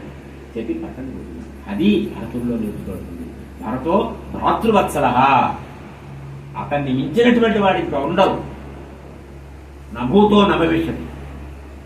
అప్పుడు భరద్వాజ మహర్షి చెప్పారు, నీ తల్లుని పరిచయం చేయవయ్యా అని అడిగారు. అప్పుడు తల్లుని చూపించాడు. ఇగో దీనంగా ఉన్నారు చూసారా, ఇప్పుడు కృషించిపోయి ఉన్నది మహాపతివ్రత రామచంద్రమూర్తి వారికి అన్నటువంటి కౌసల్యాదేవి. ఆవిడ నిలబడలేకపోతోంది. పక్కన సుమిత్ర నిలబడింది సాయంగా. చూసారా ఆవిడ పట్టుకొని ఆవిడ కదా సహాయంగా నిలబడిందే, ఆవిడే మహానుభావుడైన లక్ష్మణుడు అన్నటువంటి సుమిత్రాదేవి. ఈవిడ ఎలా కన్నది కౌసల్య? ఆనాడు అతిథి విష్ణుమూర్తిని కన్నది వామనావతారంలో. ఎలా కన్నాదో అలా రాముని వారిని ఈవిడ కన్నది. అంటే రాముని వారు నరుడా దేవుడా? ఇక్కడ సమాధానం వచ్చిందనమాట. దేవుడే నరుడుగా వచ్చాడు అని చెప్పారు ఇక్కడ. ఎందుకంటే నరుడుగా వస్తేనే రావణ సంహారం జరుగుతుంది. దేవుడు సంహరించడానికి వీలు లేదు. రావణాసుడు పెట్టినటువంటి షరతది, బ్రహ్మగారిచ్చిన వరవది. అందువల్ల నరుడుగా వచ్చాడు. అందుకే విష్ణుమూర్తి ఆవిడ తపస్సు చేసింది. తపస్సు చేసి స్వామివారిని ఏమిటింది, నీలాంటి కుమారుడు కావాలి అని అడిగింది. విష్ణుమూర్తి లాంటి కుమారుడు విష్ణుమూర్తి అవుతాడు. విష్ణుమూర్తిలా ఉండేవాడు విష్ణుమూర్తే. విష్ణుమూర్తి బ్రహ్మగారు విష్ణుమూర్తిలా ఉంటారా? శంకరుడు విష్ణుమూర్తిలా ఉంటారా? ఇంద్రుడు ఉంటారా? దేవతలు సమానమైన వాళ్ళంటే ఎవరో దేవతలు వచ్చేస్తారు. కానీ నీలాంటి కుమారుడు కావాలి అంది. అప్పుడు స్వామివారు చెప్పారు, నాలాంటి వాడంటే నేనే రావాలి అని. ఆయనే వచ్చారు కొడుకుగా వామనావతారంలో. అంతకుముందు 3 జన్మల్లో వస్తాను అని చెప్పారు ఆయన. 3 సార్లు అడిగింది, అందుకు 3 జన్మలు అని చెప్పారు. అందుకే ఇక్కడ సూచించారు. సూచించిన తర్వాత ఈమె కైకేయి, ఇంత వినాశం జరగడానికి మూల కారణం ఈవిడే అని చెప్పాడు భర్తడు. ఎందుకయ్యా ఆవిడ నిందిస్తావు అన్నారు భరద్వాజ మహర్షి. ఇవన్నీ దైవికమయ్యా. రాములు వారు వనాలకు వెళ్ళారు కాదే, కానీ ఆయనకి కీర్తి లభిస్తుంది. ఆయన ఈ వనవాసం చేసినందువల్ల ప్రజలకు ఉపచారం జరుగుతుంది, లోట ఉపచారం జరుగుతుంది, ప్రజలకు సుఖము శాంతి లభిస్తాయి. కాబట్టి దీన్ని తప్పుగా భావించకూడదు. ఈ దైవ నిర్ణయము, దేవతల నిర్ణయము. దేవతలకు ఆనందం కలుగుతుంది, ఋషులకు ఆనందం కలుగుతుంది, ప్రజలకు ఉపచారం కలుగుతుంది. కాబట్టి ఇటు ఊరుకో అని చెప్పారు. అందుకే మహర్షుడి దగ్గరికి వెళ్ళాలి. వాళ్ళు ఇటువంటి ఇతో చెప్తారు. వారి మాటలు వినాలి. మేము ఎక్కడికి వెళ్ళమండి అంటే అలాగా మహనీయుల దగ్గరికి వెళ్ళాలి, వాళ్ళ దర్శనం చేసుకోవాలి, వాళ్ళ సందేశం తీసుకోవాలి. అప్పుడు భరద్వాజ మహర్షి వారి ఇక్కడ వచ్చిన సైన్యం అంతా ఏం చేశారంటే హాయిగా తిన్నారు, తాగారు, పడుకున్నారు, విలాసం ఉంది. అయోధ్యకి వెళ్ళొద్దు, అడవికి వెళ్ళొద్దు, ఇక్కడే ఉండిపోదాం, హాయిగా ఉంది ఇక్కడ అనుకున్నారు వాళ్ళు. అంటే వాళ్ళకి భగవంతుని మీద ఆశ లేదు. ఏదో ప్రసాదం కోసం వెళ్ళే భక్తులు అనమాట. మంచి ప్రసాదం ఇస్తారండి అని. ఇవాళ ధనుర్మాసం కదా, వెంకటేశ్వర స్వామి గుడికి వెళ్తే మంచి ప్రసాదం, తెల్లారి 4 గంటల తెల్లా బ్రేక్ఫాస్ట్ అక్కడే అని వెళ్ళిపోతారు కొంతమంది. ఆ రకం అన్నమాట వీళ్ళు. భరతుడు ఏంటి, ఎంత వేరం వెళ్ళిపోవాలి, రాముడిని దర్శించుకోవాలి అని తపంతో ఉన్నాడు ఆయన. సరే అప్పుడు వెళ్ళారు. అక్కడి నుంచి వెళ్ళిన తర్వాత చూస్తున్నారు ఎక్కడ ఉన్నారని వెతకాలి. అప్పుడు చూస్తే పొగలు వస్తున్నాయి. పొగ ఎందుకు వస్తున్నది? హోమం చేస్తున్నారు. హోమాలు చేస్తూ ఉండేవారు. ఇవాళ హోమం అంటే ఏమిటో మనకు తెలియదు. అప్పుడు ప్రతి ఇంట్లోనే హోమం చేసేవారు, ప్రతి వాళ్ళు అగ్నిహోత్రాలు ఉంటూ ఉండేవి. అప్పుడు హోమాలు చేస్తున్నారు కాబట్టి, పొదలు వస్తున్నాయి కాబట్టి తెలిసారు, ఆహా హోమం ఉంది, పొదలు వస్తున్నాయి, అక్కడ ఉంటారు అనుకున్నారు. తర్వాత చెట్ల మీద గుర్తులు ఉన్నాయి. అంటే వీళ్ళు స్నానానికి వాటికి వెళ్తారు కదా, అడవిలో ఎలా తెలుస్తాయి? అప్పుడు గుర్తులు పెట్టారు. లక్ష్మణస్వామి సీతమ్మ ఒక్కటి వెళ్తే మళ్ళీ ఎంత ఆలోచన చూడండి. లక్ష్మణస్వామి ఆవిడ ఒక్కటి వెళ్తే దారి తప్పిపోతే ఏమండి బాంకడ్యాసం పెట్టడా అని 100 మందిని అడగక్కర్లేదనమాట. అక్కడ ఏరోలను పెట్టి ఏదో చిన్నాలు పెట్టారనమాట. ఆ చిన్నాలు చూసుకుంటే ఆవిడ ఆశ్రమానికి వెళ్ళిపోవచ్చు అనమాట పన్నసాలకి. అటువంటి ఏర్పాటు చేశారు. అవన్నీ చూసి భరతుడు జాగ్రత్తగా ఇక్కడే ఉంటారు అనుకున్నాడు. వస్తుంటే కోలాహలం అవుతున్నారు. కోలాహలం అవుతుంటే రాములు గారు చెప్పారు, ఏమిటి కోలాహలం చూడు లక్ష్మణ అన్నారు. లక్ష్మణ స్వామి చెట్టు ఎక్కారు, చూశారు. భరతుడు కనిపించాడు, గజం కనిపించింది, సేన కనిపించింది. అన్నయ్య వాడు వచ్చేస్తున్నాడు భరతుడు, మన ఇక్కడ కూడా ఉండని వాళ్ళు, నువ్వు అను మొత్తం అందరినీ వేసేస్తానన్న. ఆ భరతుడిని వేసేస్తాను, ఆ కైకేయిని వేసేస్తాను, వాళ్ళు మనం వదలటం లేదు, నువ్వు అప్పుడే అసలు ఒప్పుకుంటే సరిపోయింది లేదా అన్నాడు.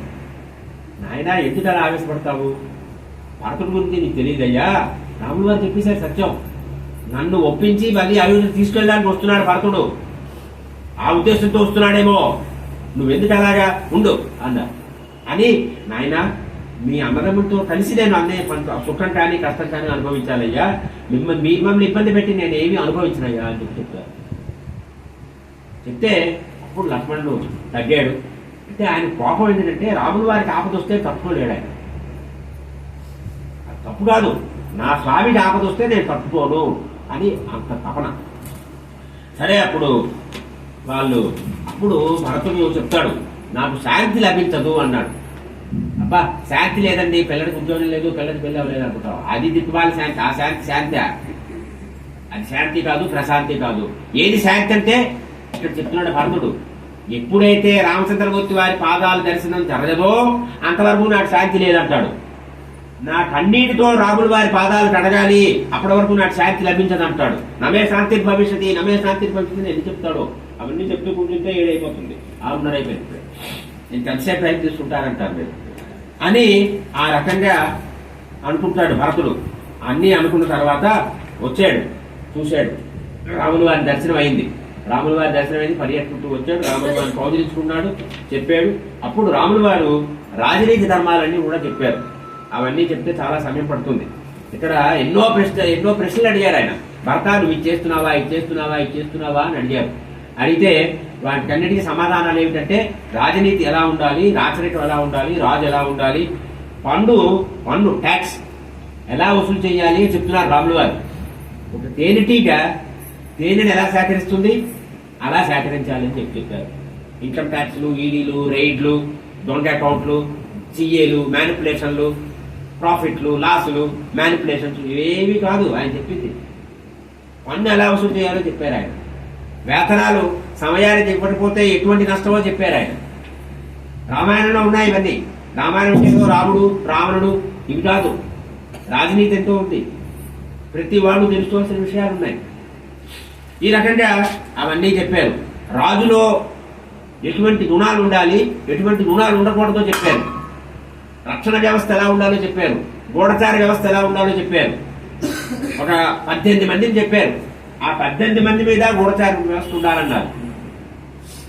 దేశంలో విదేశంలో కూడా ఆ గూఢచార వ్యవస్థలో 3 ఉండాలి. గూఢచారు ఒకటి గురించి ఇంకోటి తెలియకూడదు. వాళ్ళు 3 ఇండిపెండెంట్ గా రిపోర్ట్లు ఇవ్వాలన్నమాట. దాన్నే ఇవాళ మోడర్న్ డేస్ లో ఏమిటంటే ట్రయాంగులేషన్ అంటాం.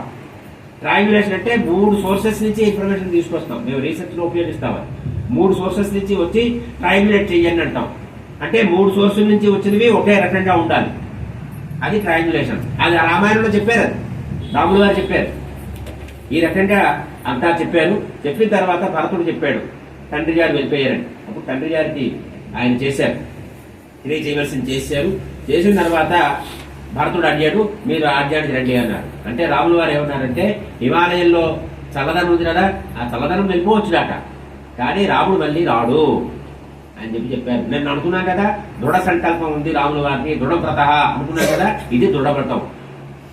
భరతుడు చెప్పాడు, వశిష్ఠుల వారు చెప్పారు, జాబాలి చెప్పాడు, అందరూ చెప్పారు.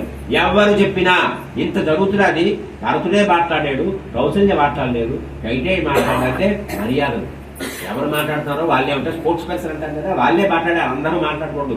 ఒక వశిష్ఠుడు వారు మాట్లాడారు, జాబారి మాట్లాడారు, ఇంకెవ్వరూ మాట్లాడలేదు. ఇంతమంది చెప్పిన రాములు వారు ఏమన్నారంటే 14 సంవత్సరాల దాకా మా నాన్నగారు నన్ను అడవిలో ఉండమన్నారు, నిన్ను అయోధ్య రాజుగా రాజు చేయమన్నారు, నువ్వు అక్కడ ఉండు, నేను ఎక్కడ ఉంటాను, 14 సంవత్సరాల తర్వాత నేను వస్తాను, అంతవరకు నేను వచ్చే ప్రశ్న లేదు అని చెప్పి ఖచ్చితంగా చెప్పారు రాములు వారు. అప్పుడు భరతుడు అనుకున్నాడు, ఇంక వినడు, రాములు వారు వినరు అనుకొని, సరే ఈ పాదుకల్ని తీసుకువెళ్తాను, ఆ పాదుకలకే పట్టాభిషేకం చేసి పాదుకలే రాజ్యాన్ని పరిపాలిస్తాయి అని చెప్పి చెప్పాడు. పాదుకం హేమభూషితం అని ఆ పాదుకల్ని తీసుకెళ్లాడు. పాదుకల్ని తీసుకొని వెళ్ళి అయోధ్యలో ప్రవేశించలేదు, నందిగ్రామంలో వెళ్ళి ఆ నందిగ్రామంలో ఆ పాదుకలకి పట్టాభిషేకం చేసి 14 సంవత్సరాలు కూడా ఆ పాదుకలకే అంతా కూడా నివేదన చేస్తుండేవాడు. రాజ్యపాలన గురించి ఆ పాదుకల ప్రతినిధిగా ఇతను పరిపాలన చేస్తూ ఉండేవాడు, పన్నసాలలో ఉంటూ ఉండేవాడు. ఆ రకంగా భరతుడు వెళ్ళిపోయాడు. తరువాత చెప్పుకున్నాను కదా, చిత్రకూటం దగ్గరే అత్రి మహర్షి ఆశ్రమం ఉంది. ఆ అత్రి మహర్షి ఆశ్రమానికి వెళ్ళారు. అత్రి మహర్షి ఆశ్రమంలో లక్ష్మణ స్వామితో రాములు వారు అత్రి మహర్షితో మాట్లాడుతున్నారు. అప్పుడు అత్రి మహర్షి చెప్పారు సీతమ్మకి, లోపల మా పండు ముత్తైదు ఉందమ్మా అనసూయమ్మ, దేశమంతా కరువు కాటకాలు వచ్చేస్తే ఆవిడ ఘోరమైనటువంటి తపస్సు చేసి దేశాన్ని సుభిక్షం చేసినటువంటి మహాపతివ్రత శిరోమణి ఆవిడ దగ్గరికి వెళ్ళవమ్మా అని చెప్తే సీతమ్మ వారు లోపలికి వెళ్ళారు. సీతమ్మ లోపలికి వెళ్తే ఆవిడ మళ్ళీ పతివ్రత ధర్మాలన్నీ చెప్పింది ఆవిడ సీతమ్మ వారికి. అంటే ముందు రాములు వారు కౌశల్యని చెప్పారు, సీతమ్మ కౌశల్యతో చెప్పింది, కౌశల్య సీతమ్మతో చెప్పారు. తర్వాత ఇప్పుడు అనసూయమ్మ మళ్ళీ సీతమ్మని పతివ్రత ధర్మాలు చెప్పారు. చెప్పిన తర్వాత అమ్మాది స్వయంవరం ఎలా అయింది, రాములు వారితో నీ కళ్యాణం ఎలా అయింది, నాకు వినాలి ముందు చెప్తావా అని అడిగింది అక్కడ. అంటే ఇలా మా నాన్నగారు అన్నారు, అప్పుడు రామలక్ష్మణుడు వచ్చారు విశ్వామిత్ర మహర్షితో, దైవికంగా చూశారు, ఆ ధనుర్భండం చేశారు, చేస్తే మా నాన్నగారు పెళ్లి చేసుకోవయ్యా అంటే నేను ఇప్పుడు చేసుకోను అన్నారు రాములు వారు అని చెప్పి చెప్పింది సీతమ్మ. అదేమిటి అలాగంటే మా నాన్నగారు ఆజ్ఞ కావాలి. అదే చెప్తారు ఏంటంటే రాములు వారికి సీతమ్మ అంటే ఎక్కువ ప్రేమట. రాములు వారి ప్రేమ లేదు, రాముడు ఏమని రాయిలాగా సీతమ్మని మనాలి పంపించాడు, పిచ్చి మాటలు, పాపం మూట కట్టుకోవడం. సీతమ్మ చెప్పిన మాట ఏంటంటే రాములు వారికి నేనంటే ఎంతో ప్రేమ. ఎందుకు అంటే వాళ్ళ నాన్నగారు ఏర్పరిచిన సంబంధం కనుక. అంటే అరేంజ్డ్ మ్యారేజ్ అంతా చూసారా, ఆ అరేంజ్డ్ మ్యారేజ్ కాబట్టి అతనికి ఎక్కువ నేనంటే ప్రేమ అని. అంటే ఎలా అరేంజ్డ్ మ్యారేజ్ ఏంటంటే జనక మహారాజు వచ్చి పెళ్లి చేసుకోవాలి అంటే మా నాన్నగారు రావాలి, మా నాన్నగారు ఆజ్ఞిస్తేనే నేను పెళ్లి చేసుకుంటాను. అది పెళ్లి ఎలా జరగాలి, అలా జరగాలి. మేమిద్దరం ఇష్టపడ్డాము, మీరు ఇష్టమైతే వచ్చి అచ్చితమైతే లేదంటే లేదు అని చెప్పేది మ్యారేజ్ కాదు, అది వివాహం కాదు, అది మన సాంప్రదాయం కాదు. దాన్ని మనం చెప్పాలి, ఖండించాలి. ఇది వివాహ వ్యవస్థ ఇలా జరగాలి, రాములు వారు సీతమ్మని ఎలా పెళ్లి అలా చేసుకోవాలయ్యా అని చెప్పాలి. మనం చెప్పకపోవడం మన తప్పు. కనీసం ఇద్దరు ముగ్గురైనా చెప్తారేమో అని నేను చెప్తున్నాను. చెప్పకపోతే మీది, చెప్పకపోతే నా తప్పు ఉండదు కాబట్టి నేను చెప్పడం నా ధర్మం. సరే అప్పుడు సీతమ్మ అంతా చెప్పింది, చాలా సంతోషం అని. అక్కడ అనసూయమ్మ అంగరాగములు అంటారు, అంటే స్త్రీకి కావలసినటువంటిది ఇవన్నీ కూడా ఆమె సమర్పణ చేసింది సీతమ్మ వారికి. ఈ అంగరాగాలను ధరించి ఈ వస్త్రాలు ఇవన్నీ కూడా ఆభరణాలన్నీ ధరించి ఉంటే ఎలా ఉంటావంటే విష్ణుమూర్తితో లక్ష్మీదేవి ఉన్నట్టుగా ఉంటావయ్యా. అంటే ఆమె తెలుసును విష్ణుమూర్తి లక్ష్మీదేవి అని, అలా ఉంటావమ్మా అని చెప్పింది. చెప్తే అవన్నీ ధరించి సీతమ్మ వారు వచ్చారు. రాములు గారు చాలా బాగున్నావు సీత అని చాలా సరదాగా పరిహాసంగా చెప్పారు. ఆ రకంగా అనసూయమ్మ యొక్క అత్రి మహర్షి యొక్క ఆశీర్వాదం తీసుకొని రామలక్ష్మణులు సీతమ్మ వారు ముగ్గురు కూడా ఇక ప్రవేశించిన తర్వాత ఏమైంది, ఎటువంటి ఆశ్రమాలకు వెళ్ళారు, అవన్నీ కూడా పరమేశ్వరుడు యొక్క అనుగ్రహంతో రాములు వారి యొక్క ఆజ్ఞానుసారంగా రేపు చెప్పుకుంటాము. సమయం ఎక్కువ తీసుకున్నందుకు మన్నించేది. స్వస్తి ప్రజాభ్య పరిపాలయంతాం న్యాయేన మార్గేణ మహీషాః గోబ్రాహ్మణేభ్యః శుభమస్తు నిత్యం లోకాః సమస్తాః సుఖినో భవంతు. కాలే వర్షతు పర్జన్యః పృథివీ సస్యశాలినీ దేశోऽयं శోభరహితో బ్రాహ్మణాः సంతు నిర్భయాః అపుత్రాः పుత్రిణः సంతు పుత్రిణः సంతు అదనాः సదనాः సంతు జీవంతు శరదాం శతం మండలం కోసలేంద్రాయ మహనీయ గుణాత్మనే చక్రవర్తి తనూజాయ సార్వభౌమాయ మండలం ప్రియకాంతాయ కళ్యాణదయే నదయేర్దినాం శ్రీ వెంకట నివాసాయ శ్రీనివాసాయ మండలం శ్రీ విశ్వనాథాయ మండలం శ్రీ కాలభైరవాయ మండలం. कर्पूरगौरं करुणावतारं संसारसारं भुजगेन्द्रहारं सदा वसन्तं हृदयाय विन्दे भवं भवानी सहितं नमामि भवं भवानी सहितं नमामि। बोलो सियावर रामचंद्र की जय, अयोध्या राम लला की जय, बोलो सब संतन की जय, राजा रामचंद्र की जय, काशी विश्वनाथ की जय, नमः पार्वती हरे हर महादेव, शंभो शंकर।